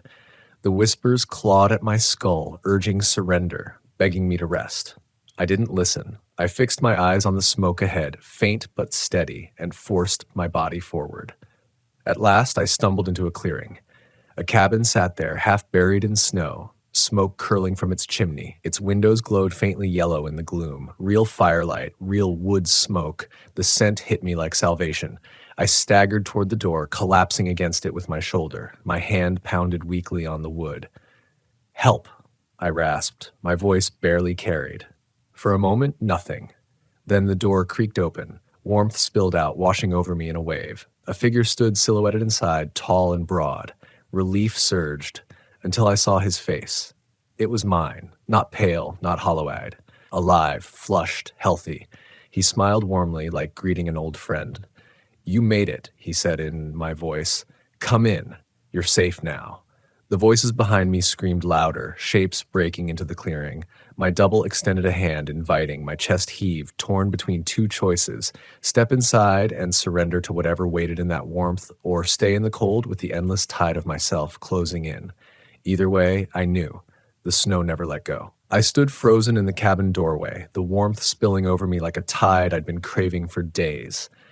It smelled of wood smoke and stew, thick with life, a stark contrast to the razor air outside. My body begged me to step inside, to surrender to that heat, to the comfort of my own face smiling at me. But my gut knew better. The figure in the doorway wasn't just wearing my face. It was relaxed, too calm, too certain. That wasn't me. Not now. Not after what I'd endured. Behind me, the clearing churned with movement. Dozens of versions of myself, mouths open in silent screams, eyes hollow, surged closer. They reached with grasping hands, their footsteps soundless in the snow. I felt them pressing at the edges of my mind, ready to slide inside if I faltered even for a heartbeat. "Eric," the man in the doorway said. My voice, but softened, coaxing. "You've done enough. You don't have to fight anymore. Come in, rest." I gripped the rifle, though it was empty now. The last shot spent. My body trembled from cold and exhaustion. I could feel my will splitting, like ice under too much weight. Part of me wanted to collapse into his arms and let him carry the burden. But then I remembered the gravestone, my name carved into stone with tomorrow's date. If I stepped inside, I wouldn't be walking into warmth. I'd be walking into my own grave. I forced a laugh, hoarse and cracked. "Nice try." His smile faltered, just slightly. His eyes narrowed, and for the first time I saw hunger flicker beneath the mask. I staggered back from the doorway, boots crunching in the snow. The shapes behind me surged faster, sensing hesitation. I turned, running again, away from the cabin, away from the warmth, away from the trap. My legs screamed with every stride, but I didn't stop. The forest howled with my voices, furious, overlapping, demanding, "Come back, stop, rest, you are mine." I ignored them, pushing deeper into the trees, following nothing but instinct. The snow thickened, branches whipped my face. The world narrowed to the rhythm of breath and step. My vision blurred, spots dancing across my sight. I felt the edge of collapse creeping closer. And then light. Not firelight, not false glow. A beam cutting through the tree line, steady and white. I stumbled toward it, half blind, crashing through the last wall of spruce. The beam widened, headlights. A snowcat, engine rumbling, its tracks carving into the drifts. A man stood on the cab, waving, shouting something I couldn't hear over the pounding in my ears. Real. Human. Salvation.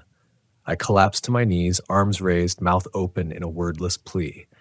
The snowcat churned closer, lights blinding.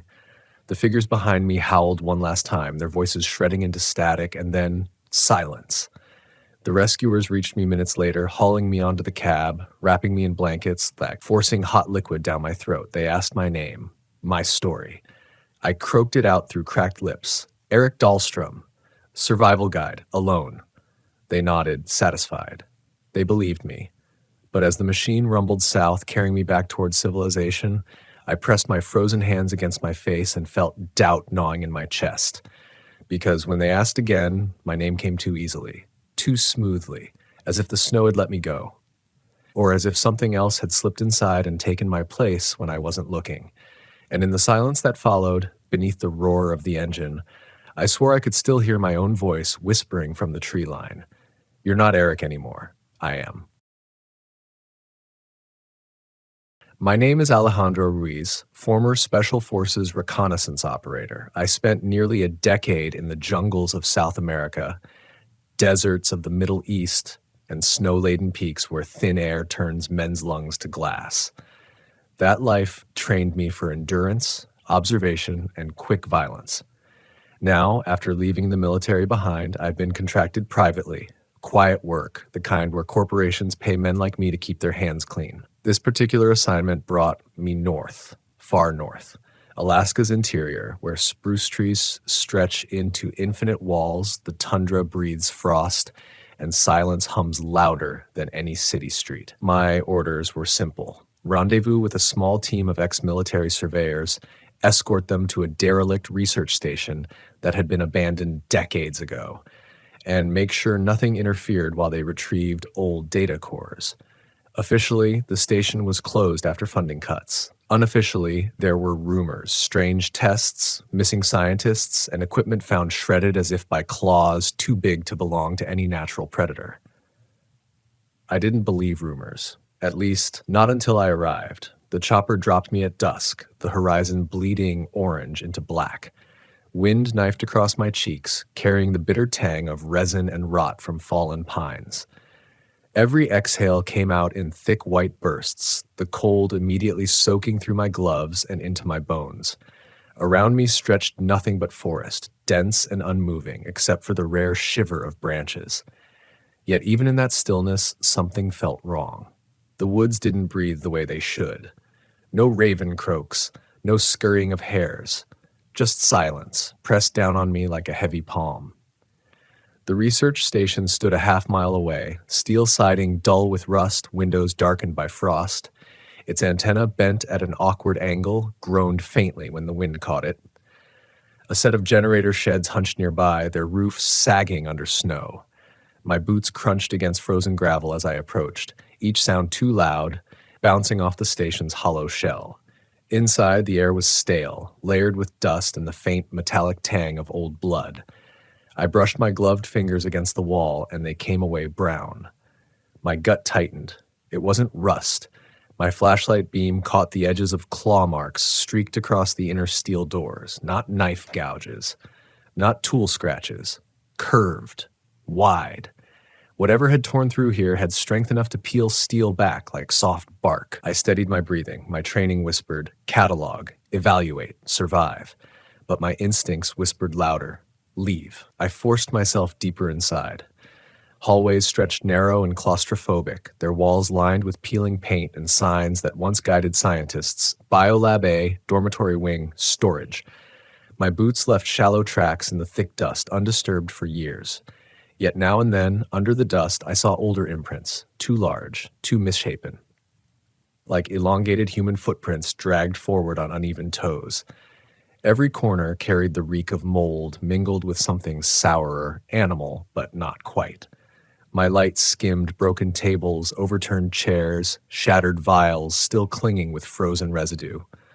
I found the central control room after 10 minutes of cautious exploration. Banks of consoles sat dead, their screens fractured. The survey team I was supposed to meet had left a pack on the table, unzipped, half-emptied, as if they'd been in a hurry. I crouched, inspecting. Protein bars still sealed, flashlight discarded, but no team. The station groaned around me, an almost organic sound, like the settling of bones instead of metal. I flicked off my flashlight to save battery. Darkness wrapped me instantly, total and suffocating. Then, within that darkness, I heard it.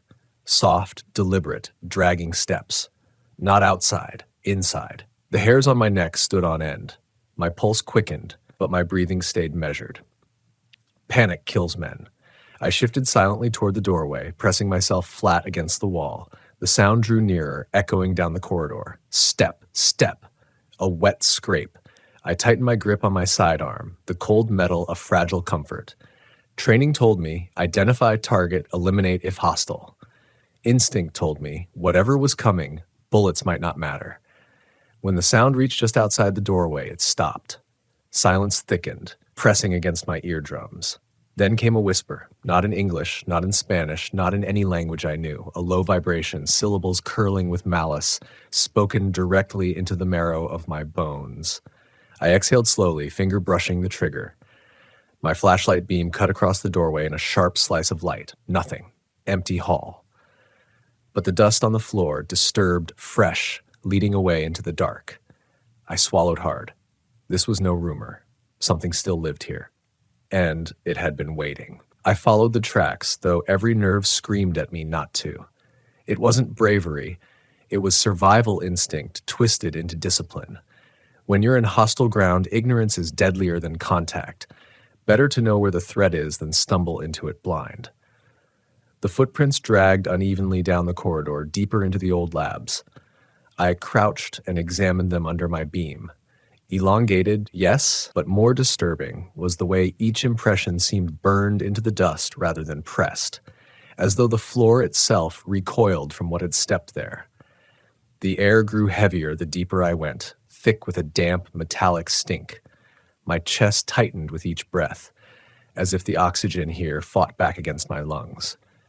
Overhead, fluorescent tubes hung in shattered teeth, some swaying with faint movement, yet no wind stirred.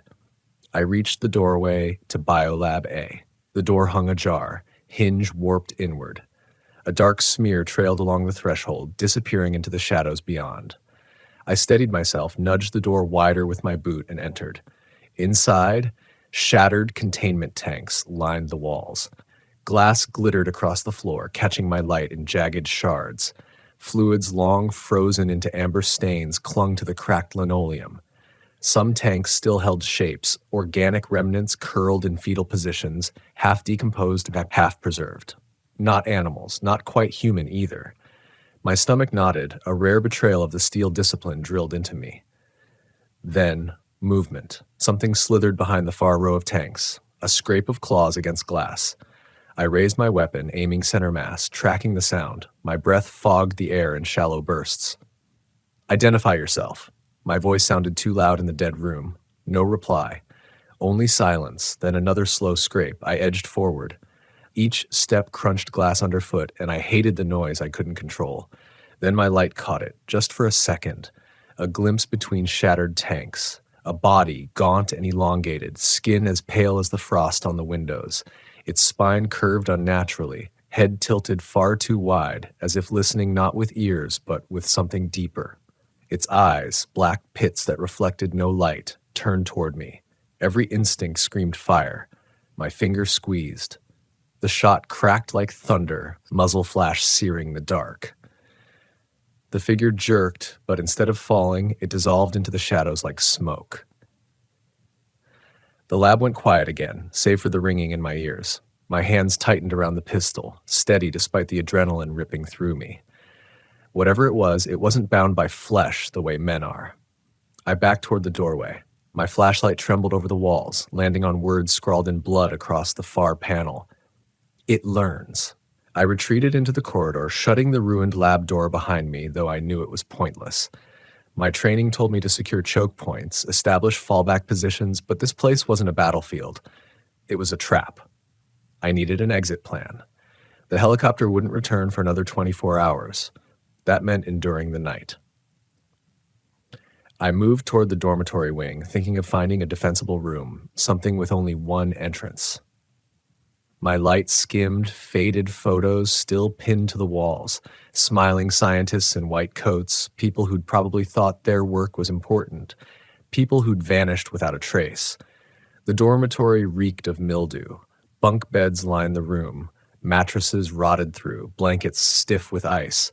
My boots sank into warped wood flooring that groaned under my weight. I set my back against a wall, choosing the narrowest room I could, and unrolled my emergency blanket. Not for comfort, just to conserve heat. I crouched low, pistol steady, flashlight off, better to sit in the dark and listen. Minutes stretched into hours. Or maybe it was only minutes. It's hard to measure time when your heart thunders like a clock. Every so often I heard it again, the dragging steps, faint, always shifting locations, sometimes in the hall, sometimes above me, though I knew the second floor had caved in long ago. Once I swore it whispered my name, Alejandro. Drawn out in a rasp that came from no mouth but from the walls themselves. I clenched my jaw until it ached. Fear is just a chemical. That's what they drilled into us. It's adrenaline, cortisol, dopamine, all reactions. Manage the reactions and fear can't control you. I repeated that silently, like a mantra. Then came the scrape. Not distant this time. Right outside my door. Slow. Patient. Testing. I leveled the pistol at the darkness, every muscle locked in silence. The scrape stopped. For a heartbeat, I thought maybe it had gone. Then the door handle twitched. A slow turn, metal squealing against rust. I fired before the door opened. The round punched through the handle, blasting shards into the corridor. My ears rang in the confined space, but the effect was instant. Silence returned. No scrape, no whisper, nothing. For the first time since arriving, I doubted the night would ever end. The silence after my shot was worse than the noise. It pressed in from every wall, amplifying the pound of blood in my ears. I stayed crouched, weapon leveled at the ruined handle, sweat freezing on my forehead despite the cold. Seconds bled into minutes. Nothing moved. Nothing breathed. Finally, I inched forward and kicked the door wider with the heel of my boot. My flashlight beam swept into the corridor. Empty. But the dust told a different story. The same elongated, warped footprints stretched right up to my door and then stopped. No turnaround. No retreat. As if whatever had stood there had melted straight into the floor. My gut twisted. I holstered the pistol only to free my hands, pulling out the combat knife strapped to my thigh. Close quarters were coming. I could feel it. I left the dormitory, following the corridor back toward the generator sheds. If I could get auxiliary power online, maybe I'd have more than a dying flashlight between me and whatever hunted here. The air grew colder as I walked, so cold my teeth ached. My breath hung frozen, refusing to drift, caught like smoke in a room with no draft. The station moaned again, steel flexing like old bones. I reached the exit door and pushed it open into the night. Snow fell in lazy spirals, muted against the black sky. The generator sheds crouched 50 yards away, half buried under drifts. My boots sank ankle deep as I crossed, scanning every angle with my light. The first shed's door was warped, hinges corroded. I shoved it open with my shoulder. Inside, the air smelled of oil and rot. I found the backup generator, massive, dust-caked, its panels scarred with the same claw marks I'd seen earlier. I crouched, tracing the gouges. They hadn't just torn metal. They'd carved something. Symbols, jagged and curling, not letters, but deliberate shapes repeating in patterns. My skin prickled as my eyes lingered too long. The marks seemed to shimmer, as if shifting when I wasn't looking directly. I pulled back fast, grounding myself. Focus, Ruiz. Task first. I grabbed the crank handle, braced, and forced it down. Once, twice. The machine coughed, stuttered, then roared to life, flooding the shed with vibration. For a second, I almost felt relief. Then the lights came on, and I saw it. Pressed against the shed's far wall, where the shadows had been thickest, it stood taller than any man. Its limbs too long, hands ending in claws that scraped shallow lines as it shifted. Skin pale and taut, stretched over a frame both skeletal and powerful. Its head tilted unnaturally, those pit-black eyes fixed directly on me. I froze. The generator's rumble vibrated through my boots, masking my heartbeat, but I knew it could hear it anyway. The thing's mouth opened, no lips, no teeth, just a wet cavity, and the sound it made wasn't a roar. It was my voice. Leave. The words shook me harder than any explosion I'd lived through. It was me, my cadence, my tone, my own voice thrown back at me like a curse. I fired. Rounds slammed into its chest, sparking against steel behind it. The creature didn't fall. It staggered, dissolved into shadow again, streaming up the wall and across the ceiling, vanishing as if smoke had a mind. I backed into the snow, weapon trembling for the first time in years. The generator kept rumbling, then lights across the station flickering alive in the distance. For a moment, the place looked almost alive again. But in my bones I knew. I hadn't wounded it. I had only told it I was worth the game. The station hummed with weak light when I re-entered. But instead of comfort, it only made things worse. Shadows grew sharper, stretched long, curling across walls like fingers. Every flicker of a bulb felt deliberate, as though the place itself breathed with the thing hiding inside it. I swept room after room, trying to map defensible ground. The control center seemed best. Multiple exits, a good view down intersecting halls, overturned desks for cover. I barricaded the main door with metal shelving, dragged a table against the other, and crouched behind the consoles. That's when the monitors flickered on. The power I'd restored breathed life back into the cracked screens. Static filled the room, then frames of security footage, frozen but clear enough to make my stomach drop. Hallways I had just passed through. The dormitory. The lab. Each screen showed movement, but not mine. The creature walked them all. In one frame, it crawled along the ceiling. In another, it stalked upright, head cocked. Sometimes its form blurred, human 1 second, grotesque the next. Worst of all, on one feed, it stared straight at the camera, eyes boring through glass, through wires, through me. Then, as if to confirm, my radio crackled, the team frequency. But it wasn't the surveyors, it was me. Ruiz, Ruiz, Ruiz. The voice whispered, broken by static, but undeniably mine. I learn. My hands shook as I ripped the radio free and slammed it to the ground. The echo still rang in my skull. I couldn't run. Not yet. Helicopter wasn't due till morning, and even if I tried, the wilderness was worse. 40 miles of frozen forest in every direction with no comms. Survival meant holding out here, even if it meant staring the thing in the eye till dawn. The monitors flickered again. The feeds changed. Now they showed me. Me, crouched right here in the control center, flashlight beam cutting the dark, weapon drawn. But the angle wasn't from any mounted camera. It was from the hallway, just outside. My skin went cold. I raised the pistol toward the barricaded door. On the screen, my image raised his pistol too, only the door behind him was already wide open. I didn't breathe, didn't move. The hum of the generator carried faint through the walls. Then came the whisper again, curling through the vents, closer than before. Alejandro. The whisper carried through the vents like it knew the exact path to my ears. I pressed my back to the console, pistol steady, but my knuckles whitened around the grip. The barricaded door rattled once, gentle like a child testing if someone was home. Then silence again. I switched off the flashlight, letting the room fall into dim electric glow from the monitors. My eyes adjusted to the pale wash of static and shadow. The footage still showed me, crouched here. Only now the copy on the screen smiled. A slow, deliberate grin stretching too wide, too human to be real.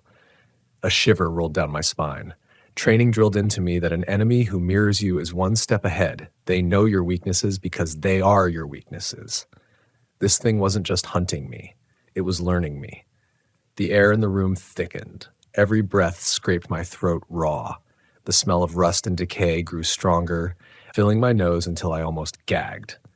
I forced myself to breathe slow, quiet, controlled. Then the lights flickered. Once, twice. On the third flicker, every monitor went black. The hum of the generator stuttered. For a moment, everything was swallowed by absolute dark. And in that dark, I heard footsteps. Not dragging now, not uneven. Precise, like mine. I spun, pistol raised, aiming at the door. Nothing. Just silence again, broken only by the faint buzz of the lights straining to stay alive.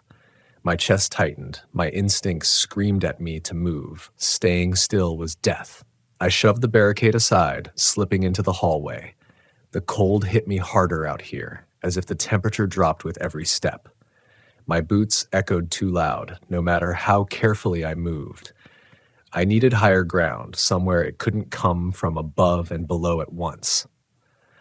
I remembered the communications tower, still jutting above the station like a broken spine. Its ladder ran along the outside wall. Exposed, yes, but if I could reach the top, I'd have a vantage point and maybe, just maybe, signal the chopper early. I made for the tower. Every corridor felt alive, pulsing with the sense of being watched. At one point, I passed the dormitory again. The bunks that had been empty before now had shapes beneath the blankets, dozens of them, rising and falling as if breathing. I didn't look closer. I just kept moving. The exit door groaned as I shoved it open, the night colder than before. Snow whipped sideways, a storm rolling in without warning. The wind carried faint whispers, the same voice stretched and warped, coming from every direction. I forced my body forward through the drifts toward the tower. Metal rungs iced over, slick under my gloves. I climbed, each pull of muscle burning, every step feeling too slow. Below, the snow swirled into patterns, almost deliberate, like footprints forming without anyone walking them.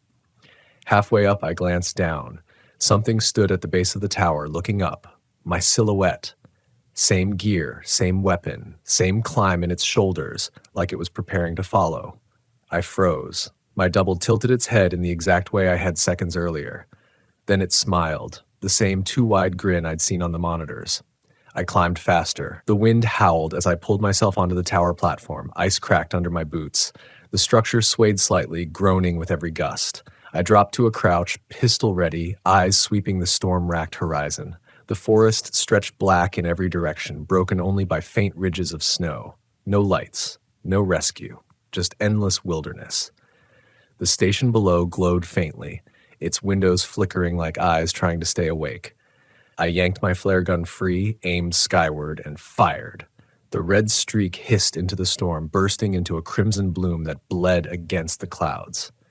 For a moment, the world looked drenched in blood. The flare's light illuminated the ground below. My stomach turned to ice. There weren't just one of them now. Dozens of figures stood at the base of the tower. Each one was me. Same gear, same stance. But their faces, too smooth, too pale, some without features at all, others with stretched mouths that mimicked my fear. Their heads tilted in unison, watching me. The tower creaked as if under weight. I spun, pistol raised. One of them was already climbing, hands latching onto the rungs with inhuman speed. It moved without sound, a blur against the storm. I fired downward. The shot cracked the night, sparks flaring off the ladder. The climbing figure jerked, but it didn't fall. It kept coming, black eyes fixed on mine. I retreated to the far edge of the platform, breath tearing out of me in frozen clouds. My training screamed, "Don't get cornered," but there was nowhere else to go. The wind howled harder, rocking the tower. Then they spoke, all at once. A chorus of my voice, rising from the figures below, from the one climbing from the storm itself. "You can't leave. You are already here." My knees nearly buckled. My mind fought to separate the sound from thought, but it was impossible. They were inside my head, weaving my own voice back into me. The climber's hand reached the platform, claws curling over the edge. Its head rose slowly, grin widening, face shifting between mine and something far older, far hungrier. I stepped back, felt the platform tremble under my boots. Beyond it, only black air and the endless fall into snow. Survival meant choice. Fight the reflection or leap into the unknown. I tightened my grip on the pistol, heart hammering, mind calculating. The storm roared, the whispers grew deafening, the platform shuddered like it might give way. I chose. And as I moved, the last thing I heard was my own voice. Dozens of them laughing. I lunged forward instead of back, driving my boot down onto the clawed hand gripping the platform. Bone, or what passed for it, cracked under the blow. The figure shrieked, a sound like metal tearing, half human, half animal, and wrenched free, tumbling into the dark below. But the others didn't move. They just stared. Dozens of me reflected back in the snowstorm, their shapes blurring at the edges as if they weren't bound by flesh. Their silence was worse than the scream. I knelt low, pistol raised, scanning every angle, adrenaline tearing through me. The wind carried their whispers overlapping, building into a rhythm. A chant, almost. You are already here. You are already here. The storm swallowed the words, but they burrowed into my skull. For a split second, I doubted the climb, doubted the flare, doubted if I had ever left the ground at all. I shook the thought off hard. Focus, Ruiz. Task first. Survive. A distant sound broke the rhythm, a thudding rotor chop. My head snapped up. Through the storm, faint lights blinked, approaching. The evac chopper early, or maybe right on time. Relief surged through me so strong it made my knees weak. I fired another flare, crimson streak against the black, praying it cut through the snow. The helicopter lights seemed to shift, to bend, like they struggled to stay fixed in the sky. But they came closer. Then I glanced down. The figures were gone. Every one of them. The snow below lay smooth, unbroken. No tracks, no shadows, just white emptiness. A false calm settled over me, heavy and wrong. The wind died suddenly. The tower stopped groaning. For a moment, the world froze completely, like I'd stepped into a photograph, and then someone spoke. Not from below, not from the storm, from right behind me. Extraction complete. It was my voice. Perfect cadence, same breath, same rasp. I spun. There I was, standing at the other end of the platform. Same face, same eyes, same scars. Only the grin stretched too wide, splitting until the skin nearly tore. I raised the pistol. It did too. My fingers squeezed the trigger, so did his. The shots cracked at the same instant. Pain burned across my shoulder, a white-hot punch that spun me sideways. I hit the icy platform hard, pistol skittering into the dark. My vision blurred, black spots swimming in the edges. The other me stood tall, lowering its weapon, watching. Its smile never faltered. The helicopter thundered closer now, searchlight cutting through the snow. A blinding cone of light swept across the tower, bathing both of us in glare.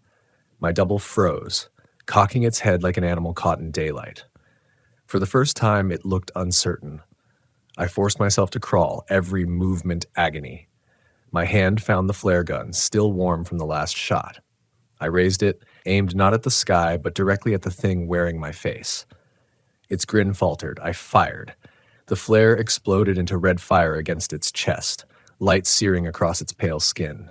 The thing shrieked. My voice twisted into something unholy as flames licked across it. Its form wavered, blurred, dissolving into shadow that whipped away on the storm. I lay gasping, blood soaking my sleeve, watching the helicopter descend. Ropes dropped, figures shouting through the wind. Hands grabbed me, hauling me up, voices sharp with urgency. I tried to focus on their words, but my head spun. Through the blur, I saw the snow below. Shapes were forming again. Dozens of them. Hundreds, maybe. Each one rising slow, pale faces tilted toward the light, toward me. My own face staring back, endless, unblinking. I screamed for the crew to lift us higher, higher, but my voice cracked, drowned by the storm. As the helicopter rose, I looked down one last time. In the glow of the searchlight, the figures moved in unison, raising their hands as if waving, or maybe reaching. And in my own voice, carried on the wind, came the final whisper, "You never left." The words burrowed deeper than the bullet wound, deeper than fear itself. because a part of me believed it.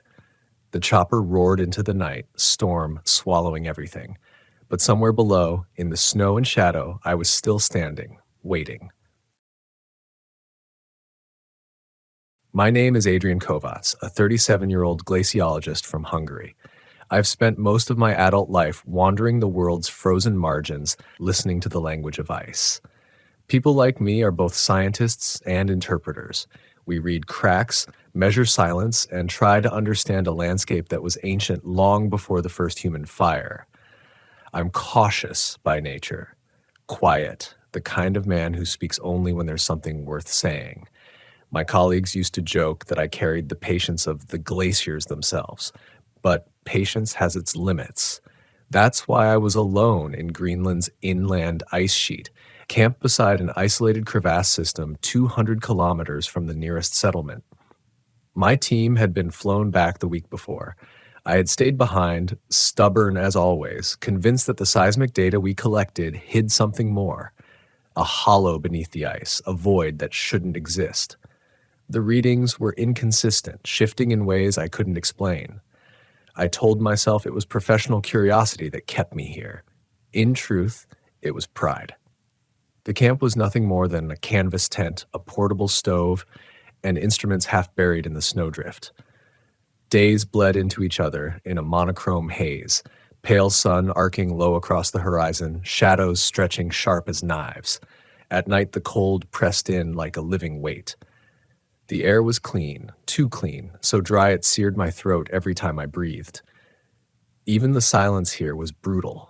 It was not emptiness, but a kind of density, a suffocating quiet that seemed to swallow every stray sound. And yet, there were sounds.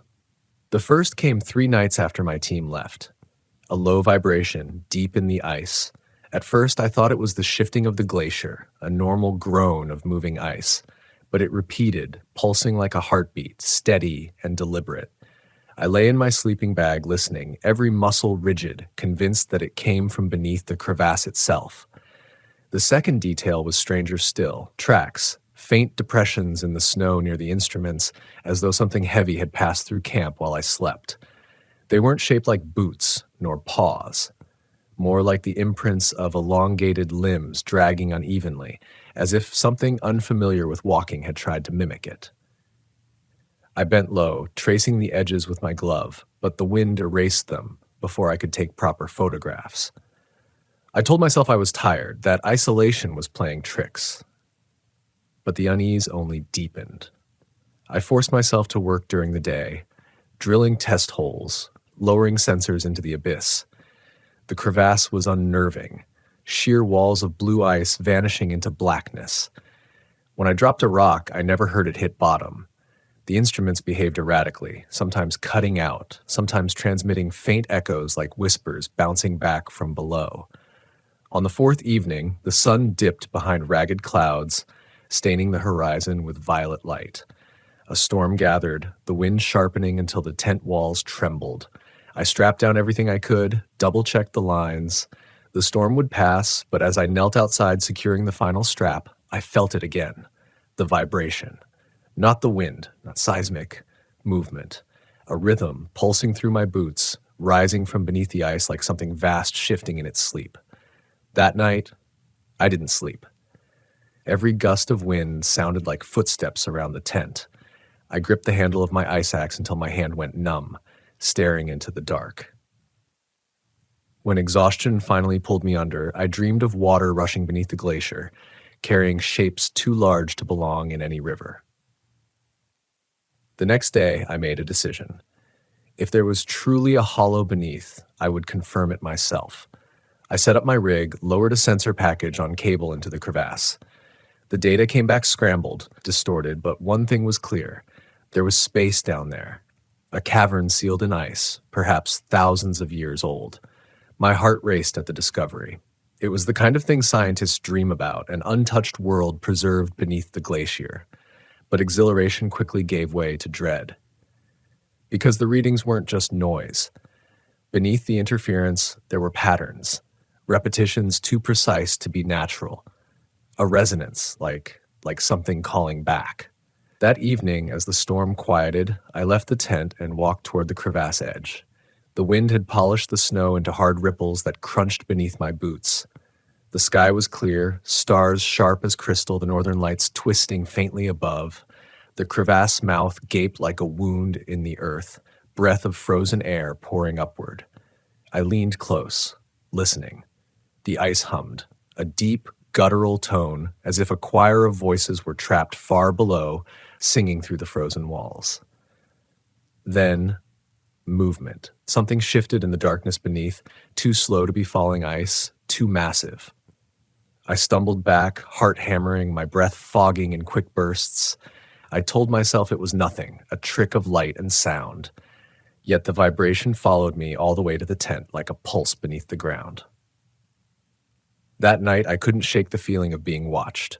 Every time I closed my eyes, I imagined something climbing upward, pressing against the walls of its frozen prison. I thought of the tracks again, I thought of the resonance in the data, and I realized I was no longer just studying ice. I was standing on the lid of something that was trying to wake up. Sleep deserted me completely. For 2 nights I lay awake, drifting only in shallow bursts before jolting upright at every faint creak of ice. The body adapts strangely to fear. It becomes both sluggish and hyper-aware. My muscles ached with fatigue, but my ears caught every stray note of the wind, every whistle of shifting snow, each groan of the glacier beneath. By the 3rd morning, I was lightheaded from exhaustion. I boiled water, forcing down instant coffee that tasted of rust and plastic, and tried to focus on my notes. But my handwriting had become jagged, uneven. A page of calculations looked more like frantic scratches than numbers. I stopped, staring at the mess, and felt that prickling unease crawl up my spine again. Something wasn't right with me, or with this place. I decided to check the instruments again, hoping that rational data would ground me. The temperature gauges were steady, the seismic sensors erratic as always. But when I downloaded the last 24 hours of sound recordings from the probe in the crevasse, I froze. There it was, beneath the distortion, the same low rhythm. But this time it wasn't constant. It fluctuated like breathing. Slow, measured inhales and exhales echoing up from the darkness. I yanked off the headphones, heart hammering, and for a long while just sat there in the snow, staring at the sky. My breath came in short bursts, fogging my goggles. Breathing meant lungs. Lungs meant life. By afternoon, a thin fog had rolled in across the ice sheet. Visibility shrank to only a few dozen meters. Beyond that, the white swallowed everything.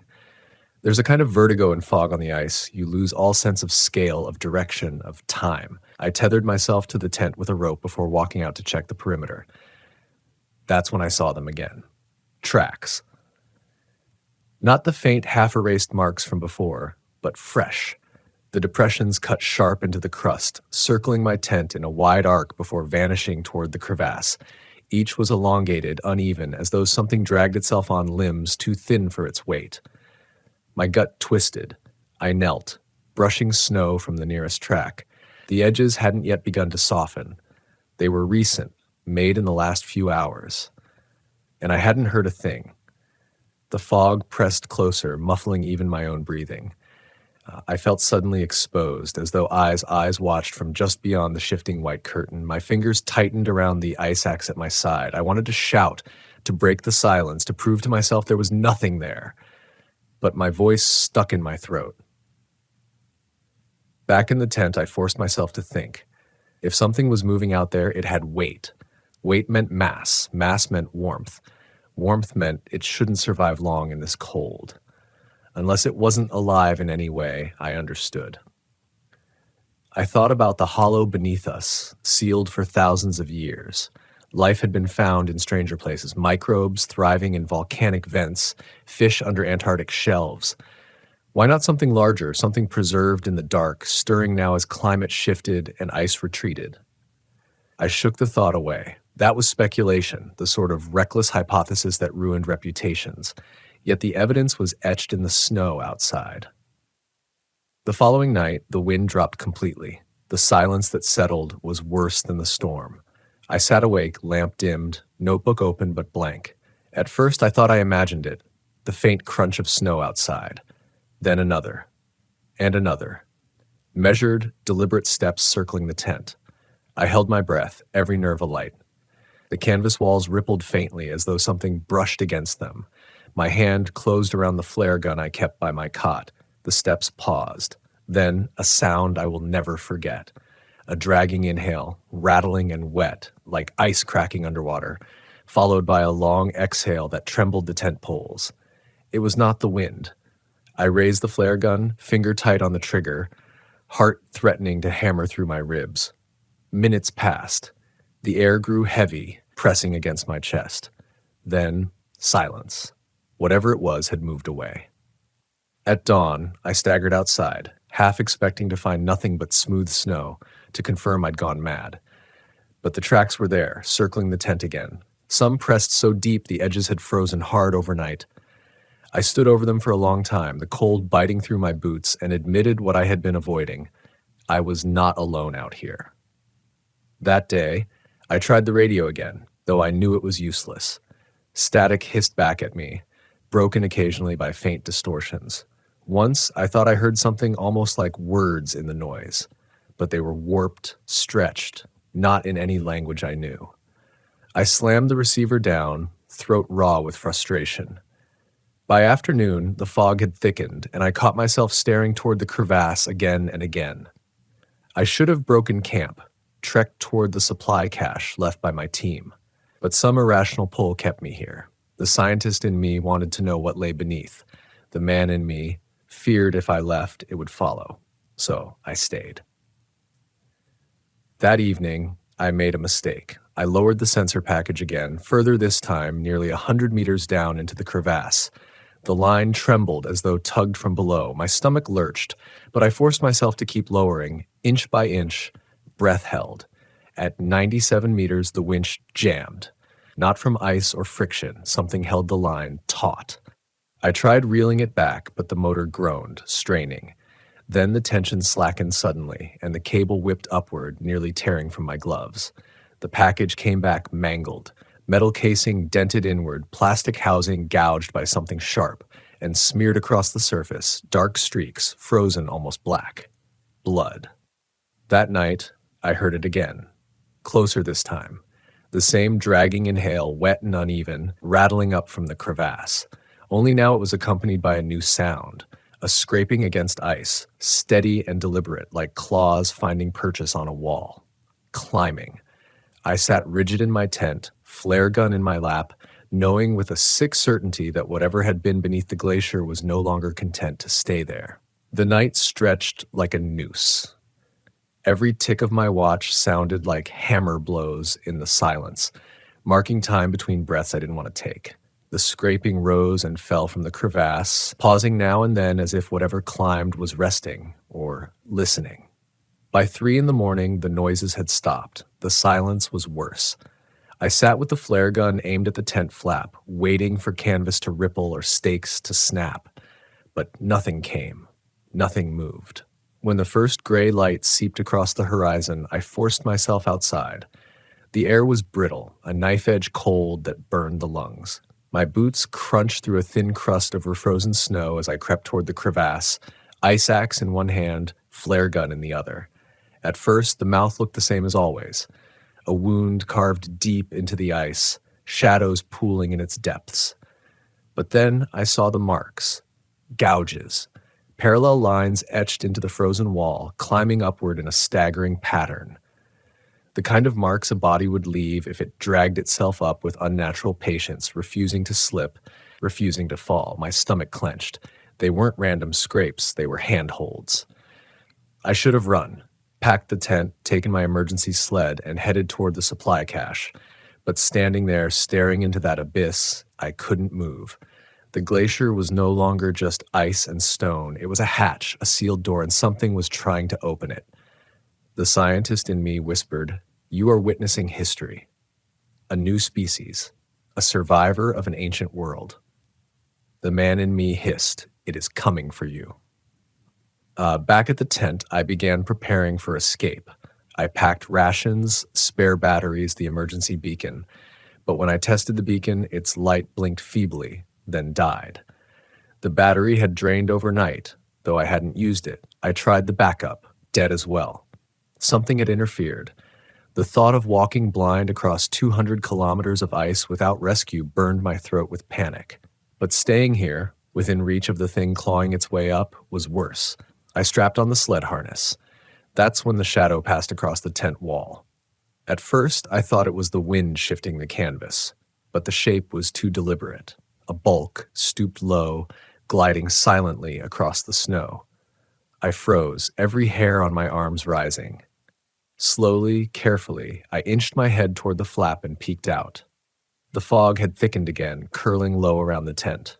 Visibility stretched no farther than 20 meters, but in that haze, just at the edge of vision, something moved.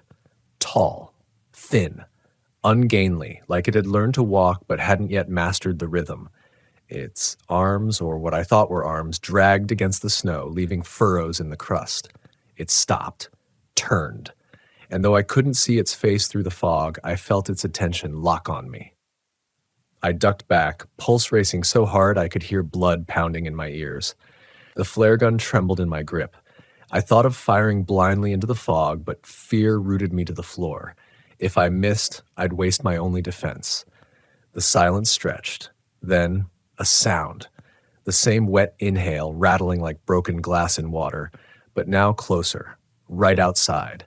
The tent sagged inward, canvas brushing against my shoulder as if pressed by a massive hand. I fired. The flare exploded through the canvas with a deafening crack, trailing red fire into the fog. For an instant, the world lit blood red, and in that light, I saw it. A body too tall, too thin, its skin stretched pale and translucent over jutting bones. Limbs elongated, jointed wrong, bending in ways that made my stomach lurch. Its face, or what passed for one, was smooth, featureless, save for a fissure running vertically down the center.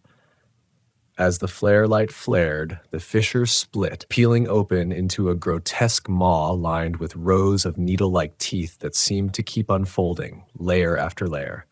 The scream that followed was not sound but vibration, a seismic howl that rattled the ice beneath my boots and stabbed into the marrow of my bones. I stumbled backward, shielding my ears. By the time I blinked the red light from my eyes, the fog had swallowed it again. Only the echo of its cry remained, fading into the glacier like it had been absorbed. The tent was shredded. My supplies scattered across the snow. Panic clawed at me. A rational brain shouted instructions. Collect what you can, secure warmth, secure food. But my hands fumbled, clumsy with adrenaline. I managed to grab the pack, a few rations, the axe. Then the ground shivered, a tremor, faint but steady, rolling up through the ice. Not like before. This wasn't just one thing moving, it was many. I froze, breath clouding the air. The glacier groaned, a deep thunderous rumble that made the snow ripple underfoot. And then I realized with a horror that hollowed me out, the resonance I'd been recording wasn't a single voice, it was a chorus. I staggered toward the sled, strapping the pack tight. The fog pressed closer, shadows stirring inside it. My instincts screamed to run, but every direction looked the same, swallowed in white. Then, movement ahead. A dark silhouette gliding silently through the fog, limbs dragging across the snow. I spun, only to see another shape behind me, and another. They were emerging one by one from the crevasse, their bodies bending wrong, their pale forms blending with the ice. Their maws opened and closed in unison, exhaling that rattling breath until the air itself seemed to shiver. I backed away, heart hammering, ice axe raised though it felt useless. My voice cracked as I shouted, "Stay back!" The fog ate my words. That's when survival instinct finally overpowered science. I turned and ran. Boots pounded against snow, lungs burning, the sled jarring behind me. I didn't know where I was going, only that I needed distance, space, anything between me and those things. The fog blurred direction, erasing horizon and sky until I was running blind. Behind me, the ice trembled with their pursuit. Not fast, not frantic, measured, deliberate, inexorable. They didn't need to rush. The glacier was theirs, and I was just a trespasser. I don't remember how long I ran. Time blurred into a fever of breath and frostbite pain in my fingers. When I finally collapsed against a ridge of jagged ice, my body screamed for rest. I crouched low, panting, the fog swirling close. For a moment, silence. Then a whisper, not sound, a vibration, words shaped not in the air but in the ice itself, resonating through my bones. I didn't understand the language, but the meaning crawled into me all the same. A call, a summons, down. The void below wasn't just a hollow chamber. It was a mouth, a nest, and I had woken it. The word, or the impression of it, echoed through me long after the vibration faded. Down. My teeth chattered, not only from cold, but from the sick realization that the creatures weren't simply hunting. They were calling, summoning. I gripped my ice axe until my knuckles throbbed, forcing air into my lungs in ragged gulps. The fog shifted, parting just enough for me to glimpse movement beyond the ridge. A tall silhouette sliding between drifts, limbs dragging with patient certainty. They hadn't lost me. I ducked low, crawling along the ridge on hands and knees. The ice cut my gloves, numbing my fingers with wet cold, but I dared not rise. Every few meters I froze, listening for that rattling breath. It always came, steady as a metronome, too close. Hours passed this way. Or minutes, I couldn't tell anymore. My body blurred into exhaustion, vision hazing at the edges. I wanted to collapse into the snow, to surrender. But each time my muscles faltered, I thought of that maw splitting open, teeth unfolding like a grotesque flower, and I dragged myself onward. By the time the fog thinned, a pale sun hovered weak above the horizon.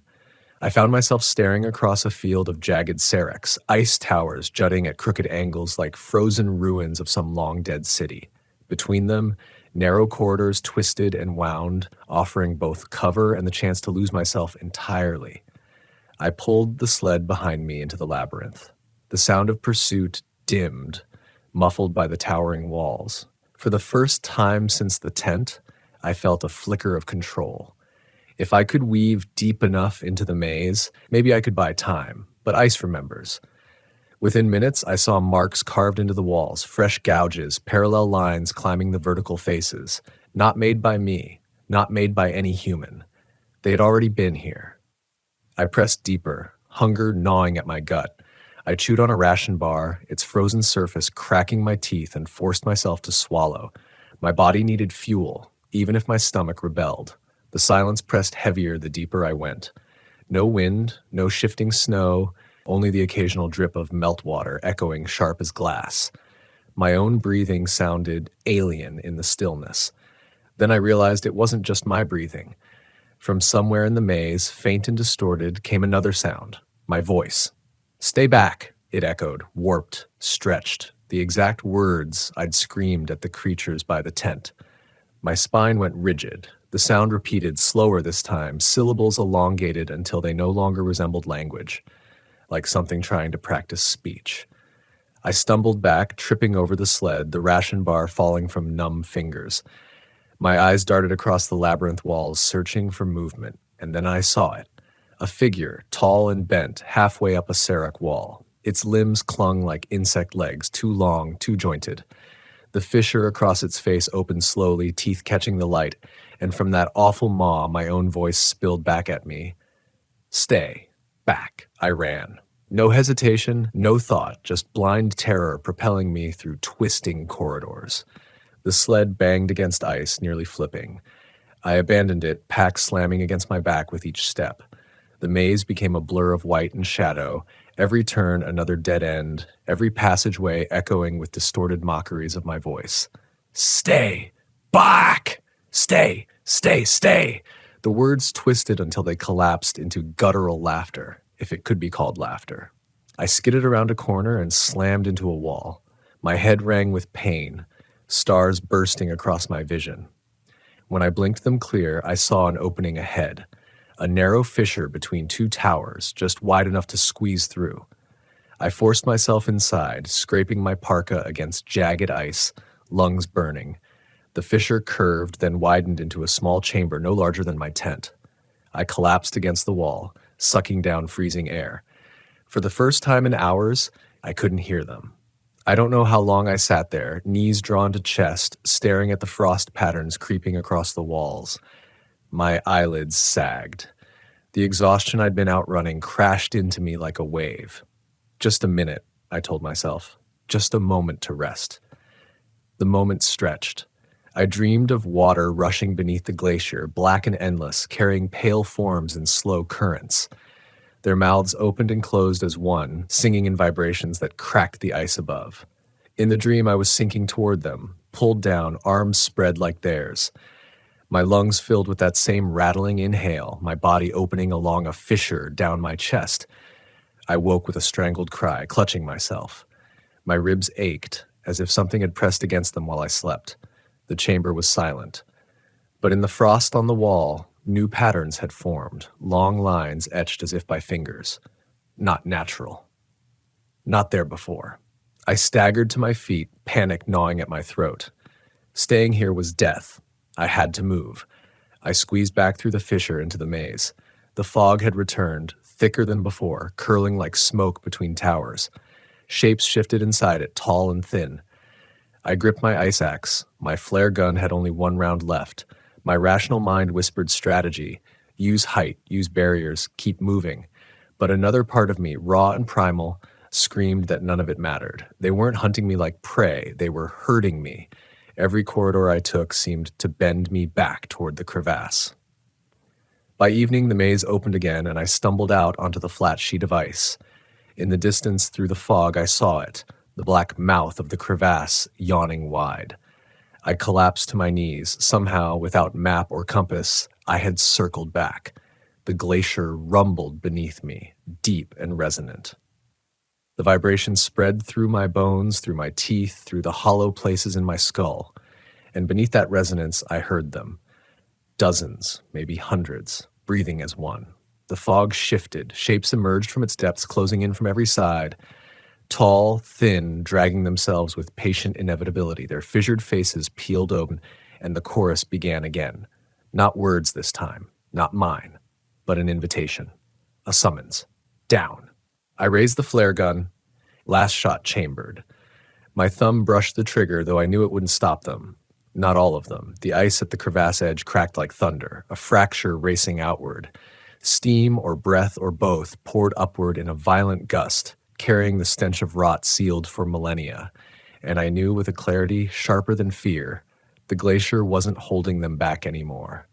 It was letting them out. The crevasse roared like a throat clearing itself after centuries of silence. Snow leapt from the ground in shivers, dusting my parka, and I staggered to my feet, flare gun trembling in both hands.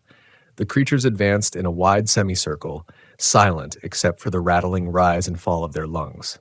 The flare's weight felt pathetic, a spark against an ocean. Yet some instinct, raw and foolish, told me light might buy me seconds. When the nearest silhouette dragged its limbs closer, I fired. The flare burst upward, searing red against the fog. For an instant, the glacier was drenched in bloodlight, shadows fleeing across the ice. The creature shrieked, no, resonated, in a frequency that pierced marrow. It reeled, fissure mouth splitting wider, rows of teeth glistening like wet glass. The others paused, shuddering under the light. Their limbs twitched, uncertain. Seconds. That's all I had. I ran. The flare fizzled into the fog behind me, leaving darkness heavier than before. My boots tore at the snow, lungs rasping like sandpaper. I didn't know where I was going, north, south, anywhere but toward the crevasse. But the glacier is not a flat world. It is broken, riven with hidden mouths waiting to swallow the careless. My foot punched through a weak crust, plunging thigh deep into hollow ice. Pain lanced my leg as I yanked free, stumbling onward, every step a gamble. Behind me, the chorus swelled. They had regrouped, unhurried, patient as ever. Their pace wasn't speed, it was inevitability. By mid-run, the horizon broke. A cluster of old stakes rose from the snow, ragged red flags snapping faintly in the wind. My team had left them weeks ago to mark safe passage for the skidoos. A direction, a chance. I veered hard toward the stakes, following the faint line they made across the ice. Each flag was a lifeline, dragging me forward. But the glacier fought back. Fog thickened, swallowing one stake after another until the world shrank to a circle of white. My compass needle spun erratically. Useless. Then the voices started. Not theirs. Mine. North, Adrian, north. It came from the fog, whispered in my own cadence, my own fatigue. I stumbled, bile rising in my throat. Another whisper followed, harsher, ragged. Left. You'll die if you don't. Every direction became suspect. The flags blurred, shapes shifting in the white until I could no longer tell wood from limb. Panic clawed at me. I swung the ice axe blindly at the fog, cursing, screaming my own name as if it might tether me to myself. Somewhere ahead, something answered in perfect mimicry. Adrian? My heart nearly stopped. I bolted. The Serac field opened again, ice towers looming like gravestones. I barreled between them, half blind, the echoes of my name bouncing from wall to wall. My legs screamed with every step, muscles near collapse. Then, silence. Too sudden.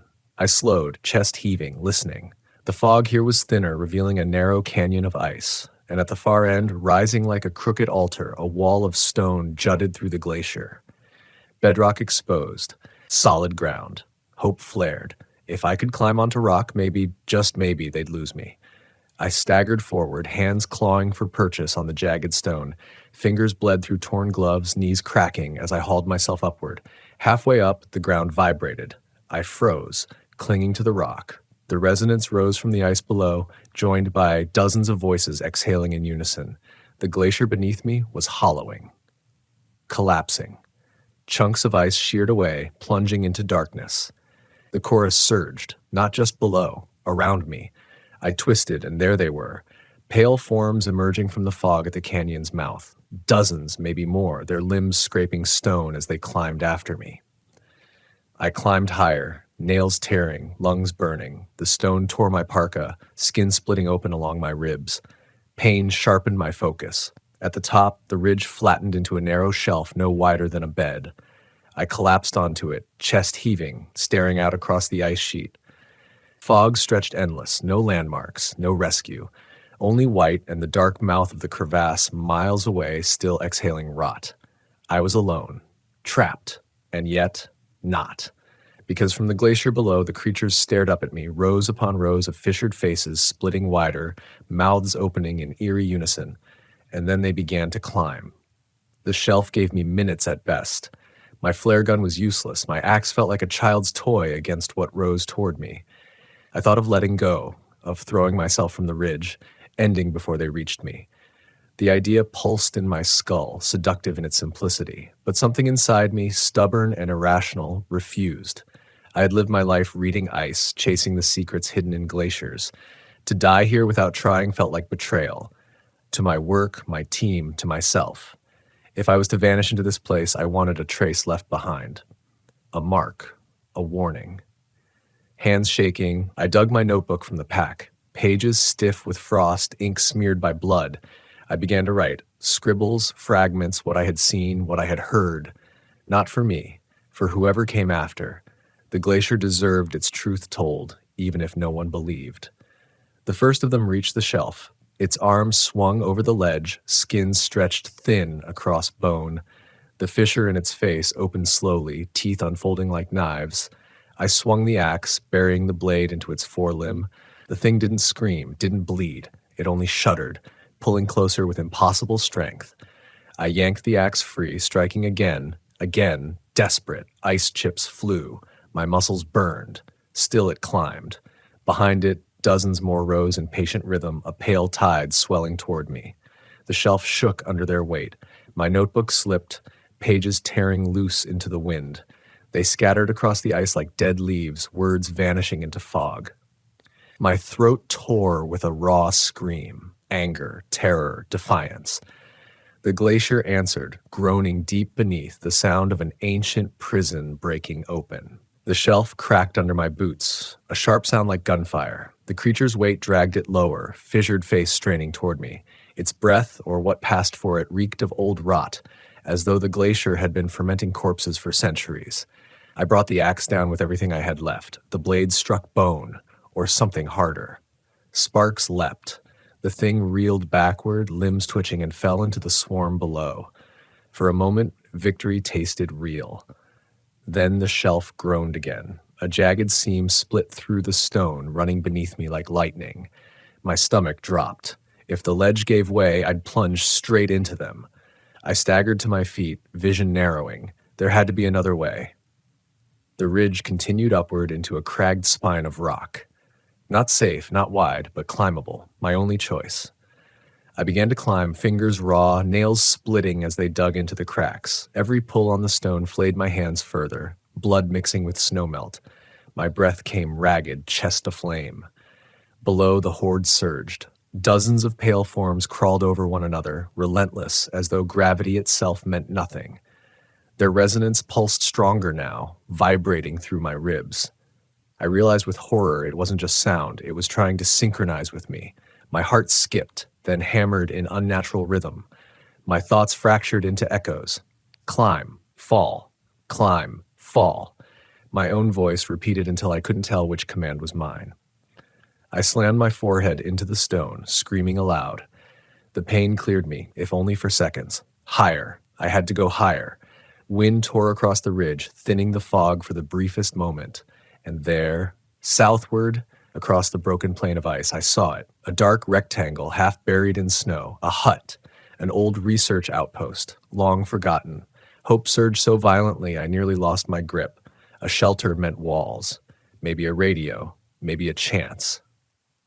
I scrambled along the ridge until it sloped back to ice. Leaping down nearly shattered my knees, but adrenaline forced me forward. I ran, half falling, every muscle screaming, until the hut loomed above me. The door was iron, rimed with frost. I shouldered it once, twice. On the third, the hinges cracked, and it swung open with a shriek that echoed across the glacier. Inside, darkness, dust, the stink of mold. But walls, blessed walls, and a roof that kept the wind at bay. I collapsed against the door, chest rattling. My hands shook uncontrollably as I fumbled my last flare from my belt and lit it. Red light spilled across the room. It wasn't empty. Tables overturned, shelves cracked, papers scattered, and on the far wall scratches. Deep gouges in the wood, carved letters in frantic splintered lines. Don't listen.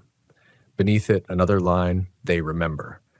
My flare guttered, throwing long shadows across the ruined hut. My throat tightened. Whoever had left this message hadn't made it out.